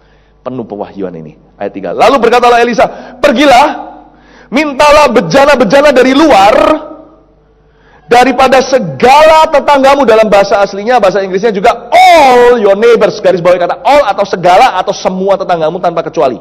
Jangan pilih-pilih, jangan pilih kasih, jangan pandang bulu. Setiap pintu kamu ketuk. Minta bejana. Bejana-bejana kosong, tetapi jangan terlalu sedikit, dengan kata lain semua. Oke, perhatikan saya sebentar. Saya jelaskan tentang ini kan bukan judulnya, bukan buli-bulinya. Ya. Pergilah mintalah bejana dari luar daripada segala tetanggamu. Saya yakin wanita itu kecewa awalnya. Kan kita ini biasa dengan mentalitas minta-minta. Kalau tidak hati-hati, bangsa kita juga sama. Melulu hutang. Kita merasa kalau coba ya, merem ya, kita tutup mata. Misionaris, pikirannya langsung apa? Orang berkulit putih. Pernahkah kita berpikir orang Indonesia jadi misionaris? Pernah kita berpikir kita yang memiutangi? Masalah bangsa ini bukan ekonomi, bukan sumber daya alam. Gila sumber daya alamnya Indonesia ini. Singapura tuh loh nggak ada apa-apa. Masalahnya bukan mental, masalah rohani. Tidak kenal hati Allah. Andai kata orang diubah dari dalam, semua akan dikelola.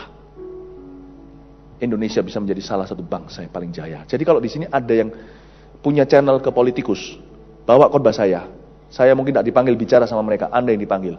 Beritahu khotbah saya ke mereka. Mau Indonesia jaya ketika mereka bertahta, ketika mereka duduk, ketika mereka memerintah di level apapun juga. Pastikan Indonesia lakukan apa yang saya sampaikan ini. Bukan hanya perusahaan Anda yang berkata, aku bawa buku A Trip to Hell. Kamu beli di luar sana. Kamu baca, kamu akan masuk ke sini. Kalau kamu nggak hati-hati.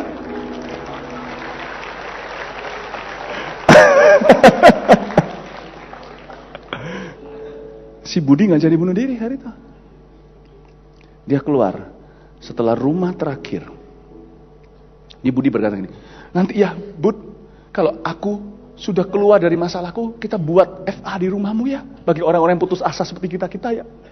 Sebelumnya pinjemin aku sebuah gentong, sebuah bejana. Nanti kalau mujizat terjadi, aku akan ingat. Saya ingat alamat ini, kita buat FA buat orang-orang yang putus asa. Oke, Chen. Thank you, Chen. Ini taliku berikan sebagai piagam untukmu. Siapa mau? Aku cuma mau pinjam gentongmu. Pergilah dia. Setelah berputar sekian lama, Machen sadar. Singkat cerita, Anda kan tahu ayat ini, ujungnya kan buli-buli itu keluar minyak gak berhenti. Machen berkata, ternyata bukan buli-bulinya. Tuhan membawa aku kembali ke visi jiwa-jiwa. Ternyata sekarang aku mengerti. Minyak itu bukan highlightnya orang yang matanya hijau duitan.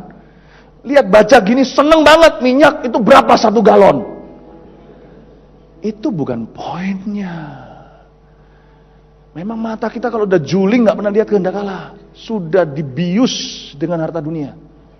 Kalau kita lihat, Tuhan peduli dengan manusia. Simpel saja, ada 3 cara. Poin 1, 2, 3, saya selesai. Tulis apa yang jadi kehendak Tuhan bagi kehidupanmu dan kehidupanku. 1, tulis saja. Jadi berkat buat orang lain. 2, memenangkan jiwa-jiwa sebanyak-banyaknya. Ketiga, peduli kepada sesama, khususnya mereka yang membutuhkan. Simple. Itu maksud Tuhan. Diajak putar-putar dulu, cari buli-buli, gentong-gentong segala. Bapak Ibu Saudara, saya yakin saya bernubuat Indonesia akan bangkit. Ketika kita melihat, gak cuman kejar orang-orang ini itu, semakin kita kejar bagaimana dapat duit lebih banyak buat negara. Kalau hanya itu saja fokusnya, sekalipun maling harus ditangkap juga. Tapi negara ini tidak akan semakin baik. Negara ini harus menjadi negara pertama ketika kita mendengar ada tsunami di Filipina. Kalau ada apa di mana? Ini negara pertama yang drop bantuan, daya, dana dan sebagainya. Sekalipun kita sendiri masih utang sama IMF. Indonesia kalau bisa berpikir demikian, gereja kalau bisa berpikir demikian, luar biasa nanti berkatnya mengalirnya. Tangan Anda jangan begini aja, terbuka, ngalir terus gak berhenti. Detik begini, matilah keran Allah. Perusahaan Anda juga sama. Anda punya perusahaan, tujuannya adalah satu. Supaya selain Anda gak cuma sekedar mengembalikan perpuluhan, tapi supaya jadi bendahara Tuhan. Nikmati dengan keluarga, membuka lowongan kerja. Kalau Anda bisa punya satu tempat, harga tanah naik gak keruan. Tapi di sana ada usaha kecil-kecilan yang Anda buka dulu awal mula Anda berkarir. Kalau ditutup, 20 orang kehilangan mata pencarian. Tapi kalau ditutup, keuntungannya adalah disewain juga nggak jarak gimana, juga nggak seberapa berbeda. Paling kurang sekian banyak uang saja kalau dibanding kerja dengan segala pusingnya.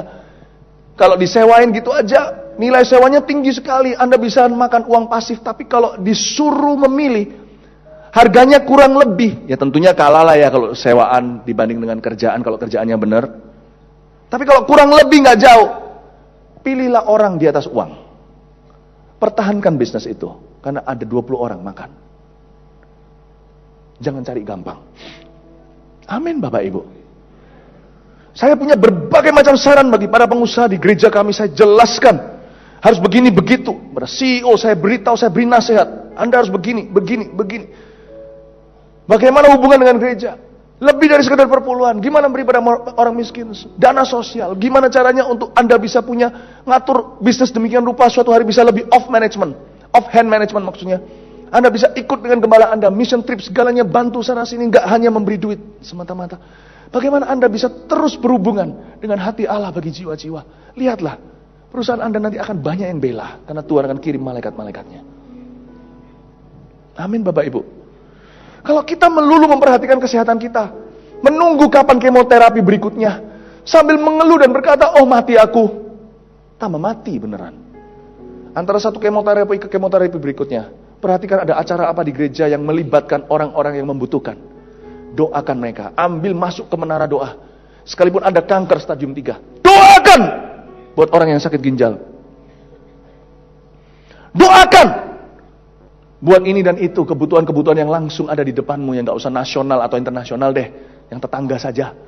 Doain. Jangan tunggu sembuh atau tunggu mati. Hidup setiap hari seolah-olah hari terakhir, baik engkau sehat atau sakit. Perhatikan orang lain. Maka Anda akan lihat, hukum gravitasi Allah akan terbalik untuk Anda. Cari kerajaan Allah, semua ditambahkan. Tambah-tambahnya hanya satu kata. Kata ini gak lazim dikatakan di gereja. Tapi izinkan saya mengatakannya hanya untuk memberikan dimensinya menurut cara pikiran orang dunia. Gila. Tuhan punya tambah-tambahan. Bukan buli-bulinya, Bapak Ibu. Allah ingin Anda melayani manusia. Itu tujuannya. Bisakah perusahaan Anda, sekalipun melakukan bisnis dengan seprofesional mungkin, batu dasarnya, hati bosnya, berpikiran demikian. Kalau Anda bisa, lihatlah tangan Allah bekerja. Amin. Anda diberkati Tuhan? Ya? Puji Tuhan. Kasih tepuk tangan untuk Tuhan Yesus. Mari kita semua bangkit berdiri. Sebab saya sudah mulai mendengar sayap kapal terbang terkepak-kepak untukku. Ya. Puji Tuhan. Terima kasih untuk Anda yang sudah datang berkali-kali ibadah ini. Anda pasti tidak akan sia-sia hadir tempat ini ya. Sekali lagi saya bukan promosi. Saya tidak pernah yang namanya punya ultramotif yang penjualan segala. Tapi di depan sana sekali lagi ada banyak sekali produk-produk yang bisa Anda pakai. Kalau Anda tidak bisa nginjil sendiri ya, Anda bisa pakai. Contohnya ini ada Festival Kuasa Allah, The Festival of God's Power. Ini di setel ya, kalau nggak salah 40 menit ini, kalau nggak salah. Ini Anda setel dengan orang lain. Saya dengar banyak cerita bagaimana satu rumah dilawat Tuhan. Pembantunya pun bertobat. Anda kalau nggak bisa khotbah sendiri, biarkan saya yang khotbah. Anda setel saja. Ini untuk anak-anak muda. Before 30 Good News. Bukan hanya anak muda, ini sebenarnya untuk KKR yang dulu di Global TV ini, tapi di edisi yang sebelumnya, bukan yang Miracle. Ini adalah KKR kami yang kami adakan di lapangan terbuka segala. Dikemas demikian rupa supaya bisa jadi ibadah di ruang tamu Anda. Ajak tetangga semua, lihat. Pesan Tuhannya singkat. Supaya orang gak ganti channelnya gitu loh. Tapi ini bukan live, bukan TV, ini adalah video. Anda bisa, ada banyak cara. Saya pertama kali 10 orang yang saya menangkan itu semuanya bukan tanpa disengaja, tapi tidak direct atau tidak langsung melalui orang lain. Saya hanya ajak. Kalau ada kemauan itu ada jalan. Ini adalah KKR Ritual anak yang kemarin diadakan di Jakarta, di gereja di sini, gereja kami di Jakarta. Banyak anak-anak kecil dijamah Tuhan luar biasa. Itu kaget sekali saya lihat itu anak kecil ya. Kira-kira 800 orang di ruangan. Saya berdoa, rebah semua. 800 itu semua rebah, sekaligus. Ini di video ini. Tapi anak kecil mendengarkan firman tentang what is hell. Apa neraka? Dengan bahasa yang mereka mengerti. Anda bisa bawa teman, oh luar biasa nih, ponakan segalanya. Saudara, saya tahu semuanya ini akan jadi berkat. Anda simpel aja pakai media, ini zamannya media di mana-mana. Aduh, saya hanya ingin menginspirasi Anda, ada jalan kalau ada kemauan. Amin Bapak Ibu. Ya, saya percaya Anda semua akan jadi berkat. Mulai hari ini, mengalir kuasa Roh Kudus di dalam hidupmu. Dan dalam perusahaan Anda, dalam tubuh Anda, dalam hidup Anda. Terima kasih Tuhan. Haleluya. Nyanyi, Redo. Ku sembah Engkau Allah yang perkasa, ku sanjung tinggi, namamu di hidupku Tuhan, tiada yang lain. hanya Kau satu. Ku sembah Kau, ku sembah Engkau Allah yang perkasa, Ku sanjung tinggi, namamu di hidupku Tuhan, tiada yang lain. hanya Kau satu, Hanya Kau satu. sekali lagi ku sembah Kau, ku sembah Allah yang perkasa, ku sanjung tinggi, namamu di hidupku Tuhan, tiada yang lain. Hanya Kau Yesus, Hanya Kau satu di hatiku. saya tergerak melakukan sesuatu. Bapak Ibu datang 4 kali ya hari ini ibadah. Keempat-empatnya dari kebaktian 1, 2, 3, 4 ya. Bisa maju ke sini, saya kasih semua untuk Anda. Termasuk album Higher. Gak sia-sia ya datang ya. Tuhan berkati. God bless you. Oh, beri tepuk tangan untuk mereka yang haus begitu luar biasa. Woo.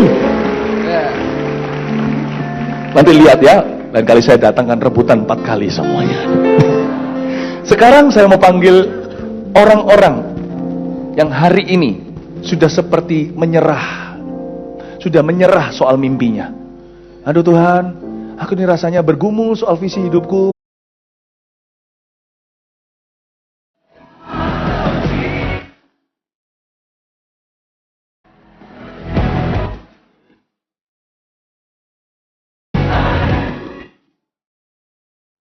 You are still God's first choice after 2000 years. Ihr seid immer noch Gottes erste Wahl, auch nach 2000 Jahren. He has revived Asia to provoke you to jealousy. Dank u Jezus, u hebt alles vergeven. Dank u Jezus, aan u dank ik mijn leven. Dank u Jezus, voor het offer dat u bracht. Dank u Heer, uit de diepst van mijn hart. Dank u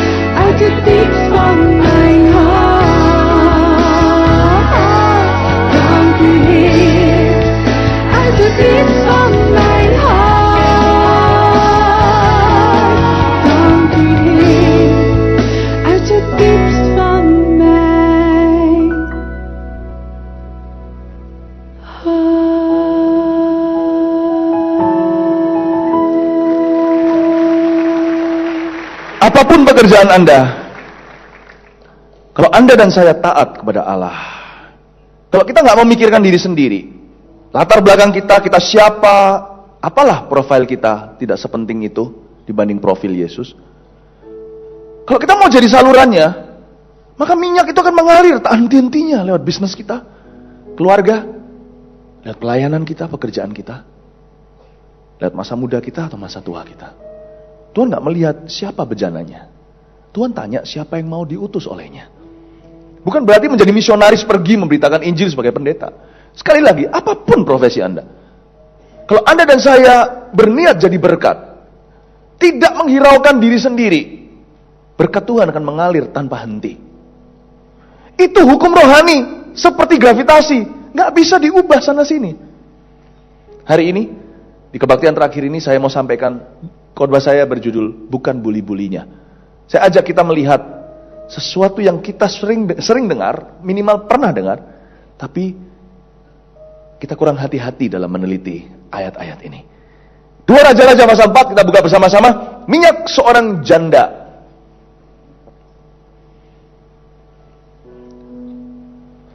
Beberapa orang yang mendengar khotbah saya hari ini akan keluar dari hutangnya. Beberapa yang dengar khotbah saya ini akan mengalami promosi dalam karirnya. Tiba-tiba bisnisnya yang kecil-kecilan jadi gede. Udah bisa ekspor segala. Ketika Anda lupakan diri sendiri, Tuhan bekerja untuk Anda. Karena itu dengarkan firman yang saya sampaikan. Ini bukan teori, tapi prinsip kerajaan Allah. Tangkap baik-baik di dalam spirit Anda. Dengan waktu yang terbatas yang saya miliki sebelum saya harus terbang kembali ke Surabaya, saya akan berikan sebaik-baiknya. Mohon berikan telinga yang sebaiknya juga kepada Tuhan. Ayat pertama, salah seorang dari istri-istri para nabi mengadukan halnya kepada Elisa sambil berseru, hambamu suamiku sudah mati dan engkau ini tahu bahwa hambamu itu takut akan Tuhan. Stop. Wanita ini kurang rohani apa? Dia istri nabi loh. Tuhan tuh gak kagum sama status seseorang. Tuhan gak lihat orang itu posisinya apa di gereja. Kalau hari ini kita gak mau jadi garam, kita sudah jadi tiang garam seperti istrinya Lot.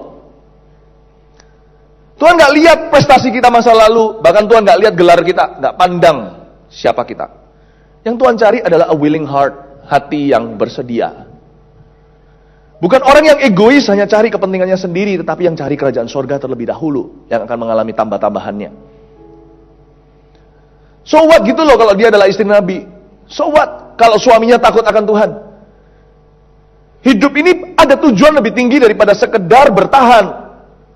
Kita harus bertahan sampai Tuhan datang. Ya baik, kalau mau bertahan doang, mendingan begini, Tuhan punya rencana. Mohon aja sama Tuhan agar setiap orang yang sudah dibaptis selam, baptis di dalam nama Tuhan Yesus Kristus, langsung aja dicabut nyawanya, paling aman. Gak bisa jatuh dalam dosa lagi. Betul kan? Harusnya kita ada semacam itu. Untungnya ada ayat perintah Tuhan berkata jangan membunuh. Kalau nggak ada itu, mendingan dicelupin, jangan dikeluarin. Nggak akan ada lagi domba yang kembali tersesat atau mundur dari Tuhan. Habis bertobat kayak penyamun di samping Yesus langsung selamat. Enak kan? Kalau Tuhan izinkan kita hidup di dunia masih mengalami goncangan, pencobaan dengan segala resikonya, bahkan ada yang meninggalkan Tuhan, pasti ada satu tujuan yang jauh lebih darurat kenapa kita harus ada di sini. Pasti. Kalau memang Tuhan suruh kita aman-aman sentosa, Tuhan tidak akan utus kita seperti domba ke tengah serigala. Bahaya. Kalau saya jadi Tuhan, seperti orang tua yang overprotective sama anak-anaknya yang terlalu melindungi. Jangan dekat-dekat sama gerombolan itu. Kalau saya jadi Tuhan, saya perintahkan gereja jangan menjadi jangan menjadi terang dan garam. Gereja, kalian sudah diselamatkan, naiklah ke gunung tinggi-tinggi. Masuklah ke dalam goa sampai aku datang kembali. Jangan keluar dari sana. Hiduplah kudus. Kalau perlu dibuat hukum seperti hukum-hukum agama yang ada di dunia, negara-negara tertentu menerapkannya. Cowok sendiri di gua sana, cewek di gua sebelah situ. Nggak boleh campur. Dikasih CCTV di mana-mana. Kalau mau aman gitu. Kalau memang tujuan hidup kita hanyalah berhenti sampai takut akan Tuhan lalu selesai. Nggak mungkin. Kita disuruh tinggal di dunia ini, apalagi diutus ke tengah serigala, pasti ada tujuannya. Kecuali Tuhan memang peduli dengan serigala-serigala itu. Pernahkah Anda berpikir kenapa domba diutus ke tengah serigala? Untuk dimangsa? Bukan, untuk mengubah serigala jadi domba, itu mujizatnya. Barang siapa dalam Kristus, ia adalah ciptaan baru. Si serigala sudah berlalu, domba telah datang. Pasti Tuhan sayang sama dunia ini, Tuhan taruh kita di sini. Dengan meresikokan anaknya sendiri. Itu yang disebut dengan 99 ditinggalkan demi satu. Bukan berarti ditinggalkan artinya Tuhan hadiratnya cabut dari kita. Enggak. Tapi Tuhan berani meresikokan kita. Karena dia percaya sama kita. Bukan karena Tuhan itu enggak sayang kita. Tapi apakah kita kenal hatinya? Karena itu banyak orang Kristen puas hanya jadi anggota gereja, datang memberi perpuluhan pulang. No, Bapak Ibu Saudara. Ada tujuan lebih tinggi kenapa Anda dan saya masih tinggal di dunia ini. Yang pasti, kalau kita baca sebentar lagi, bukan tentang bully-bully. Aduh, wanita ini kalau kita baca ini ya, terlalu digede-gedein apanya tahu nggak? Bully-bulinya. Makanya saya kasih judul bukan bully-bulinya. Kalau kita melihat di kaca spion mobil itu, kadang-kadang perlu menoleh. Karena ada sepeda motor, ground fit di sebelah kita nggak tahu kecuali kita menoleh kepala. Karena di dalam kaca spion itu tidak nampak. Ada ayat-ayat tertentu kalau kita baca asal lalu tidak akan ketemu apa-apa. Waktu kita baca dengan segenap hati kita temukan ternyata yang tidak kelihatan dari kaca spion itu yang lebih penting dari bully-bully itu. Banyak orang kejar minyaknya. Udah, minyak itu gampang, juragan minyak itu Tuhan. Inilah sebabnya banyak gereja kalau nggak hati-hati menciptakan, hanya memindahkan, bukan dari gelap ke terang, memindahkan orang-orang berdosa dari satu bentuk keserakaan ke keserakaan yang lain. Ikut Tuhan juga seperti punya jimat, seperti pesugihan, nggak beda. Jangan begitu, nggak boleh begitu. Dan di Jakarta banyak, apalagi di kota besar, banyak sekali karena disinilah semua orang mengejar mimpi. We have to live differently. Percayalah berkat itu dari Tuhan, nggak usah khawatir, Tuhan nggak usah ditolong, malah justru kita yang perlu pertolongan. Tuhan kok mau diguruin harus apa sama kita? Tuhan Yesus loh nggak suka diguruin, dia berkata apa? Kalau doa itu gini loh, Bapak nggak suka, dia ajarkan hati Bapak. Bapak udah tahu apa yang kau butuhkan sebelum kau memintanya. Jangan khawatir. Bunga di padang nggak pernah minta dihiasi, burung di ladang tidak pernah ngapa-ngapain diberi makan. Kamu nggak usah khawatir cari-cari apa yang dicari oleh orang-orang yang tidak kenal Allah. Carilah dulu kerajaan sorga dan segala kebenarannya. Semua ditambahkan kepadamu. Bukan berarti kita nggak ngelembur, bukan berarti kita bolos melulu, hanya berdoa di rumah. Enggak. Tapi hati kita harus benar terlebih dahulu di dalam mencari Tuhan. Apa yang kau cari dalam Tuhan? Tuhannya atau sesuatu yang Tuhan bisa beri? Kalau gitu, apa bedanya Tuhan dengan Gunung Kawi? Banyak orang itu ya masuk Kristen bukan masuk ke dalam kelahiran baru, pindah agama doang. Kuilnya aja beda. Yang dulu kuil, sekarang ada lambang salibnya di atasnya alias gereja. Kalau mau lahir baru, tidak boleh gedung, lahir baru harus dari dalam hati. Berubah di sini.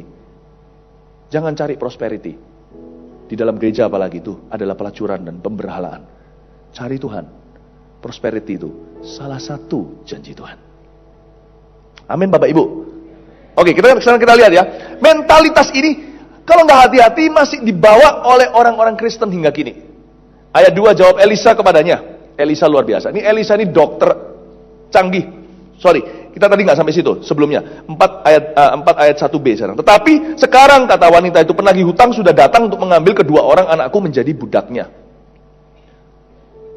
Menurut saya loh ya, dua anaknya dalam bahaya mau diambil jadi budak, tapi mamanya sudah jadi budak rohani di dalam hati tanpa disadari. Saya buktikan ayat 2, Elisa adalah dokter jiwa, bukan dokter ahli jiwa, tapi dokter jiwa-jiwa yang begitu peka dengan keadaan hati manusia. Pertanyaan dia itu sangat-sangat diagnosa.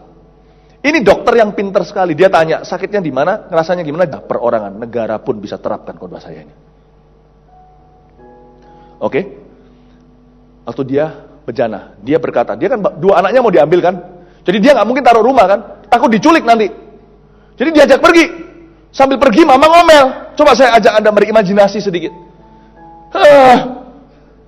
Itu pendeta ya, pendeta Elisa itu dari Surabaya ya. Itu kurang hikmat itu, kurang populer makanya. Lihat pendeta lain semuanya datang memberi kita janji-janji. Mungkin di zaman itu kan banyak sekali, saya nggak berkata pendeta masa kini ya, zaman itu banyak sekali yang memberitahu kepada raja apa yang ia ingin dengarkan. Tapi dia, masa mama disuruh ambil bejana? Ya sudah, mama ini kan putus asa. Besok kalian mau diambil, ya apa boleh buat? Ya sudahlah, kita turuti aja dia nih, maunya apa. Padahal loh orang itu ya, kelihatan dia tuh mau buat mama susah. Nggak tahu mamanya sudah susah, dibuat lebih susah lagi. Mama itu bukan lagi sudah jatuh ketiban tangga. Mama itu sudah dijatuhin tangga, sekarang dijatuhin gajah. Masa pendeta itu nggak punya belas kasihan? Udah lama, dengarkan aja. Anak kecil kan punya kerajaan sorga. Pasti Tuhan punya rencana. Udah, anak kecil lu tahu apa? Besok lu jadi budak orang. Jalan. Pintu pertama diketok. Ya loh, nggak ada orang kan? Nggak sabar, mamanya mau mujizat instan. Udah pergi. Mama, adik saya. Itu pendetanya, om pendeta bilang nggak boleh menyerah semua rumah, mama. Nggak boleh ada yang dicoreng. Ih, rese lu. Ketuk lagi 15 menit kemudian. Udah kan, gak ada kan? Sekali lagi mama dibukakan pintu. Hei, ya, Cik Mecen. Iya, selamat siang. Sorry Cik Mecen, saya lagi mandi. Tadi keramas ini loh, saya coba shampoo baru. Bagus loh, mau coba. Cik Mecen, masuk. Iya, Cik Meling. Masuklah Mecen ke rumah Meling. Duduklah mereka di sofa. Kan layaknya, sorry ya, Mecen jadi gak enak. Sorry ya, saya sudah jarang mampir. Iya lu udah lama, udah berapa tahun. Sejak suami saya meninggal, saya jadi janda. Saya sudah gak terlalu bersosialisasi dengan orang. Makanya itu loh sumber penyakitnya. Mikirin diri sendiri doang, melulu. Oh gak apa-apa. Terus habis itu mailingnya juga tertuduh. Ya kemarin saya juga gak bisa datang. Saya pas lagi liburan, sorry gak ngelayat. Ya gak apa-apa. Sorry. Cik Meling, kedatangan kami ke sini supaya jangan bingung ya. Kami mau pinjam sesuatu. Oh iya, pinjam apa? Kan lagi sungkan nih Meling, gak ngelayat kan. Boleh mau pinjam apa? Apa aja? Harapannya dia dipinjemin uang, tapi pendeta udah bilang jangan.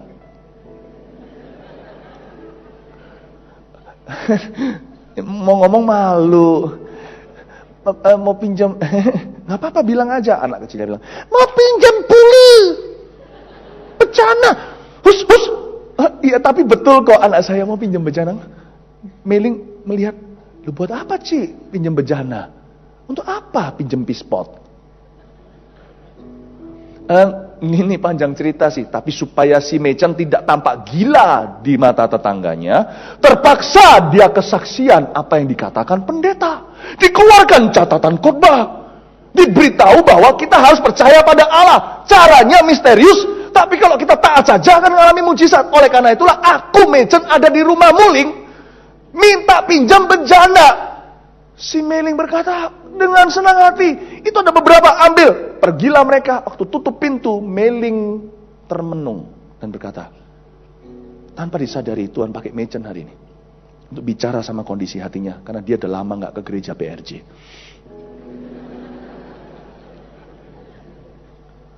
Udah lama, dia merasa dia sanggup bisa sendiri. Dia ditegur Tuhan, jangan-jangan nanti sampai ada sesuatu musibah terjadi baru aku cari Tuhan, udah terlambat. Dia telepon malam itu, suami dan anak-anaknya pulang sekolah, suaminya pulang kerja. Mereka berkata, hari ini Tuhan kirim Mecen ke rumah. Mecen sih nggak tahu, dia keliling cari bejana. Dia kira tujuan Tuhan adalah Gucci atau buli-buli itu. Dia nggak ngerti tujuannya adalah nyawa. Tuhan nggak pernah kagum dengan uang itu gampang bagi Tuhan. Berkat Tuhan paling murah itu uang. Itu cuma pembalik telapak tangan. Jadi kalau jadikan visi Anda adalah orang yang paling dangkal di seluruh kerajaan sorga. Kalau Anda kejar bonus bukan gaji, nah itu namanya kebodohan. Yang harus Anda kejar itu adalah gaji, salary. Upah kita adalah Yesus. Yang lainnya adalah tambahan. Memang tambahannya mana tahan. Bapak Ibu, Meling ngomong sama keluarganya, kita harus kembali sama Tuhan. Hari Minggu itu dia datang di kebaktian 2 tadi, di PRJ dan dijamah Tuhan. Siapa yang bawa dia kembali ke gereja dan jalan Tuhan? Mecen. Pintu kedua.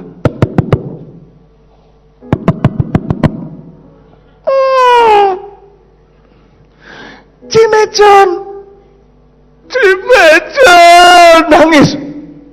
Kenapa? Langsung disambut dengan tangisan di pundaknya. Kedua anaknya liatin bengong. Kenapa ma? Kenapa kamu kenapa? Masuk dulu. Oke, ayo masuk. Malah Mecennya yang bilang masuk padahal bukan rumahnya. Mecen lupa dengan bejana. Duduklah mereka berdua dari dalam pintu. Nggak ngerti ternyata suami daripada si Lili ada di rumah. Bentak-bentak dia. Dasar lu perempuan.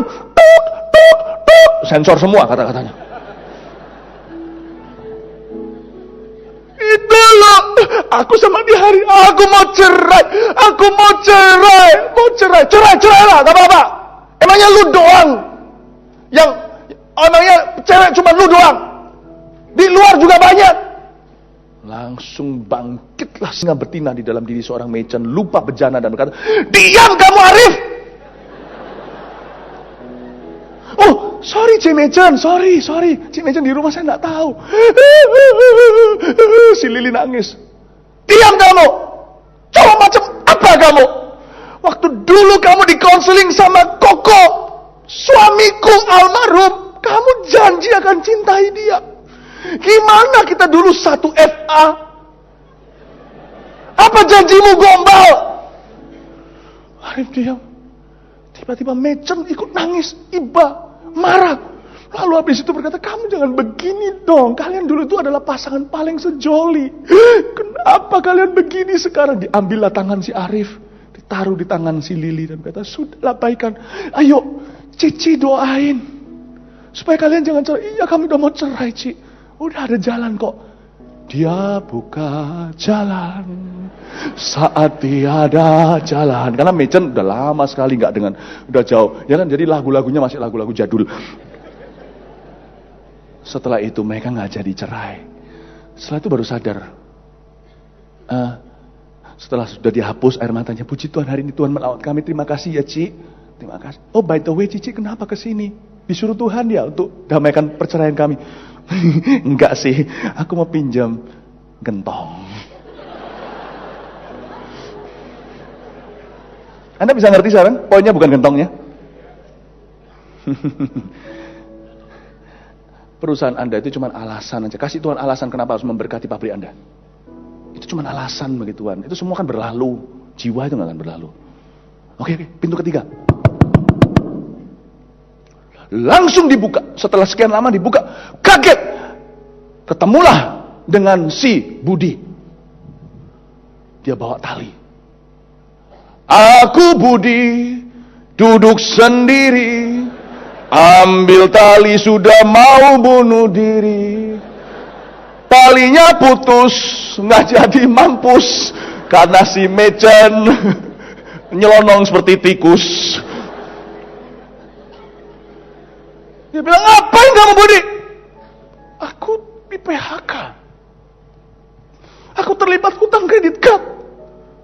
"Kamu gila ya? Duduk. Masuk, tutup pintunya." "Itu rumah siapa?"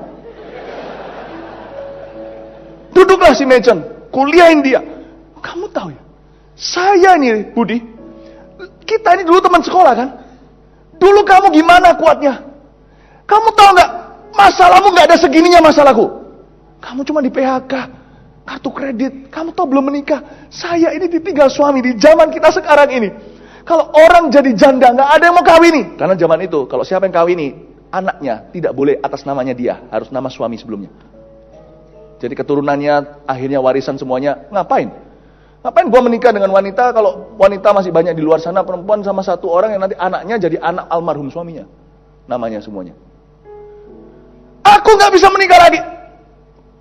Dan gak gitu, kedua anakku yang kau lihat di depan ini, tampaknya culun-culun ini, ingat, lihat. Mereka lihatin, "Mama. Kedua anak ini, kamu lihat, besok mereka kerja rodi. Dipasang anting-anting di sini. Kamu itu apa? Cuman hutang kredit card. Itu bisa diselesaikan. Toh di zaman Elisa belum ada kredit card. Kamu mengada-ngada. Apa-apaan ini kamu di PHK? Ya tapi aku gengsinya seperti dirobek. Gengsi doang. Kamu tahu kamu gantung diri masuk mana? Masuk mana? Kuburan? Masuk neraka? Sini. Meja. Hallelujah, hallelujah to His name, King Jesus, Jesus, be praised.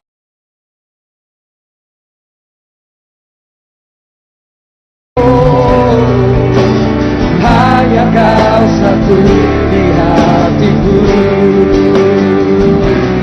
Tuhan, tiada yang lain. Hanya kau satu di hatiku. Haleluya. Beri sorak-sorai. Oh, teriakan sukacita bagi Raja segala Raja Yesus. Haleluya. Haleluya. Segala pujian hormat bagi Tuhan. Oh, praise the Lord, praise the Lord. Haleluya. Saudara diberkati Tuhan hari ini. Oh, hari masih pagi sekalipun ini ibadah terakhir, justru Tuhan menyimpan anggur yang paling manis itu di akhir pesta. Amin. Anda pasti menerima sesuatu yang baru, pengurapan dari Tuhan. Tidak sedikit dari ini jemaat yang datang berkali-kali. Kebaktian 1, 2, 3. Ada yang 2 kali, ada yang datang 3 kali, ada ini yang ke-4 kali ikut semuanya. Karena sepanjang hari ini saya bicara tentang family, membesarkan anak, tentang pacaran, bagian anak muda, menemukan pasangan hidup, tentang iman, tentang visi. Kayaknya dalam satu hari ini 1001 pesan Tuhan telah disampaikan. Siapa di sini yang hadir lebih dari 1 kali? Atau 2, 3 kali? Silakan angkat tangannya. Wow, kasih tepuk tangan dong untuk mereka, luar biasa. Gak sia-sia ya? 1 hari di rumah Tuhan lebih berharga daripada 1000 hari di tempat lain. Puji Tuhan ya. Dan juga Anda pasti sudah diberkati. Kali ini saya datang tidak sendiri. Yang lalu saya mau datang ke sini dihalangi oleh sebuah gunung, Kelut namanya. Tapi saya bersyukur bisa bertemu dengan Anda kembali. Saya terus terang, ngomong gini agak sungkan, tapi gak apa-apa lah ya. Kita orang timur biasanya gak terus terang, tapi kali ini biarinlah. Saya terus terang cinta jemaat PRJ. Ada rasa sayang di hati. Kami datang kemari senang sekali bisa menjadi berkat buat Anda. Dan tentunya Anda juga hari ini sudah diberkati dengan tim yang saya bawa dari Surabaya, Gereja Mount Sharon yang saya gembalakan bersama dengan keluarga. Dan ini adalah tim kami yang telah memberkati sepanjang hari, udah main terus di sini. Saya sempat pulang, kalian enggak. Puji Tuhan, kasih tepuk tangan untuk mereka. Oh, haleluya. Ya, silakan kembali. Silakan duduk, Bapak Ibu Saudara. Kalau Anda belum mendapatkan album mereka, album kami yang baru, ini album Gereja Mount Sharon yang perdana. Kenapa kita baru tahun ini meluncurkan album? Karena kami terlalu sibuk dengan kegerakan Allah, khususnya di kalangan orang-orang muda. Jadi akhirnya bernafas lega karena albumnya bisa keluar, namanya Higher. Ini adalah lagu-lagu kegerakan kami. Seperti yang Anda tadi cicipi beberapa lagu-lagu di antara yang dimenyanyikan oleh mereka. Di luar masih tersedia, tapi saya rasa saya nggak tahu persediaan tinggal berapa. Ini DVD-nya, GMS Live Recording Higher. Dan juga ada CD audionya. Kalau di luar sana Anda bisa dapatkan setelah ibadah ini selesai. Ya, pastikan Anda, siapa yang sudah punya ini tadi, di kebaktian tadi sudah membelinya, angkat tangan. Oh, enjoy ya, nikmati. Saya yakin lagu-lagunya akan membangun iman karena lahir dari api Roh Kudus di tengah-tengah kami di Surabaya. Praise the Lord. Bagaimana kalau kita menonton video dulu? Gini loh, saya mau bicara tentang seputar bagaimana kita itu nggak boleh hidup egois. Rahasia tambah-tambahan dari Tuhan itu selalu berhubungan dengan prioritas yang benar Tuhan didahulukan. Carilah dahulu kerajaan sorga. Segala sesuatu bukan diberikan, tapi ditambahkan. Berarti kebutuhan diberikan, plus-plusnya Tuhan itu yang mana tahan. Coba ya, cepet-cepet ya. Kita di luar kepala nih. Harusnya sudah mengerti matematika karena kita semua sudah dewasa. Ini bukan kebaktian anak kecil pun tahu, apalagi yang kumon ini segala. Wow, cepat sekali mereka tambah-tambahan, kali-kalian, kurang-kurangan, gak usah mikir. Oke, cepet-cepetan ya. Kita belajar tambah-tambahnya Tuhan. Jawab saya ya. 5 tambah 2 berapa? Iya, ada yang sudah dapat bocoran. 5 tambah 2, bro. Ada yang bilang 7, ada yang bilang 5.000. 2 betul. 7 menurut ilmu matematika, 5.000 menurut matematika Tuhan Yesus kita. 5 roti 2 ikan dijadiin 1 jadi 5.000 plus. Hati-hati dengan tambah-tambahan Tuhan, mana tahan. Tapi untuk kita bisa mengalami free flow, aliran yang tak henti-hentinya dari sorga, kita perlu memperhatikan hukum rohani Allah. Sama dengan hukum gravitasi, jangan dilawan. Tak peduli Anda sedih urapi apa. Kalau Anda di gedung 101 seperti di Taiwan, jangan lompat ke bawah. Karena ada gravitasi yang akan menyedot Anda jadi telur dadar sampai bawah. Hukum rohani juga ada.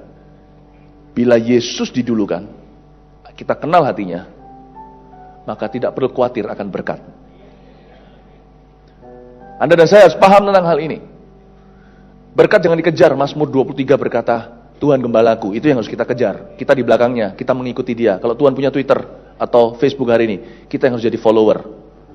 Follow, diklik follow. Kalau kita follow Yesus, berkat yang follow kita, di akhir kata-kata itu, di 2 ayat terakhir di Mazmur 23 dikatakan, kebajikan kemurahan akan mengikutimu. Jangan kebalik. Yesus suruh ikutin kita, tarik-tarik kita ke gereja, dorong-dorong kita berdoa. Tapi kita kejar berkat nih, kebajikan kemurahan. Kebalik, kejar Yesus, berkat kejar kita. Bukan kejar berkat, Yesus suruh kejar ekor kita yang gak pernah nampak di hadiratnya. Tambah-tambah Tuhan, hati-hati, luar biasa. Tapi saya mau bicara tentang gimana kita harus jadi berkat. Kita harus jadi berkat dulu, kita harus kenal hati Tuhan. Oke, kita ke videonya nih sekarang, benar-benaran. Video ini tentang bagaimana kita orang Indonesia yang selama ini dijajah oleh Belanda. Kita selama ini yang selalu menerima bantuan misionaris, selalu datang dari luar negeri, gak pernah dari kita. Kita sebagai bangsa yang selalu terpuruk minta-minta, sudah saatnya berubah mentalitas hamba budaknya jadi mentalitas kerajaan sorga. Saya gak peduli lagi, saya gak mengaca dan berkata aku orang Indonesia, saya warga negara sorga. Saya pergi dan memberitakan Injil, memberikan kembali kepada bangsa-bangsa yang dulu memberi Injil kepada kita, yaitu Eropa.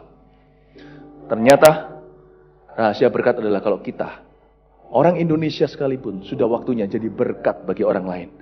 Kita yang lemah, kita yang selama ini minta didoakan, dilayani, sudah waktunya kita memperhatikan orang lain. Percayalah Tuhan akan memperhatikan kebutuhanmu. Ketika kita melakukan itu, kita niscaya, kata Alkitab, niscaya itu pastilah kita akan dipakai Tuhan dengan cara yang luar biasa. Semoga ini jadi inspirasi buat Anda, bahwa orang Indonesia juga bisa dipakai sampai benua-benua yang memberitakan Injil ke kita, zaman nenek moyang kita. Europe for Jesus!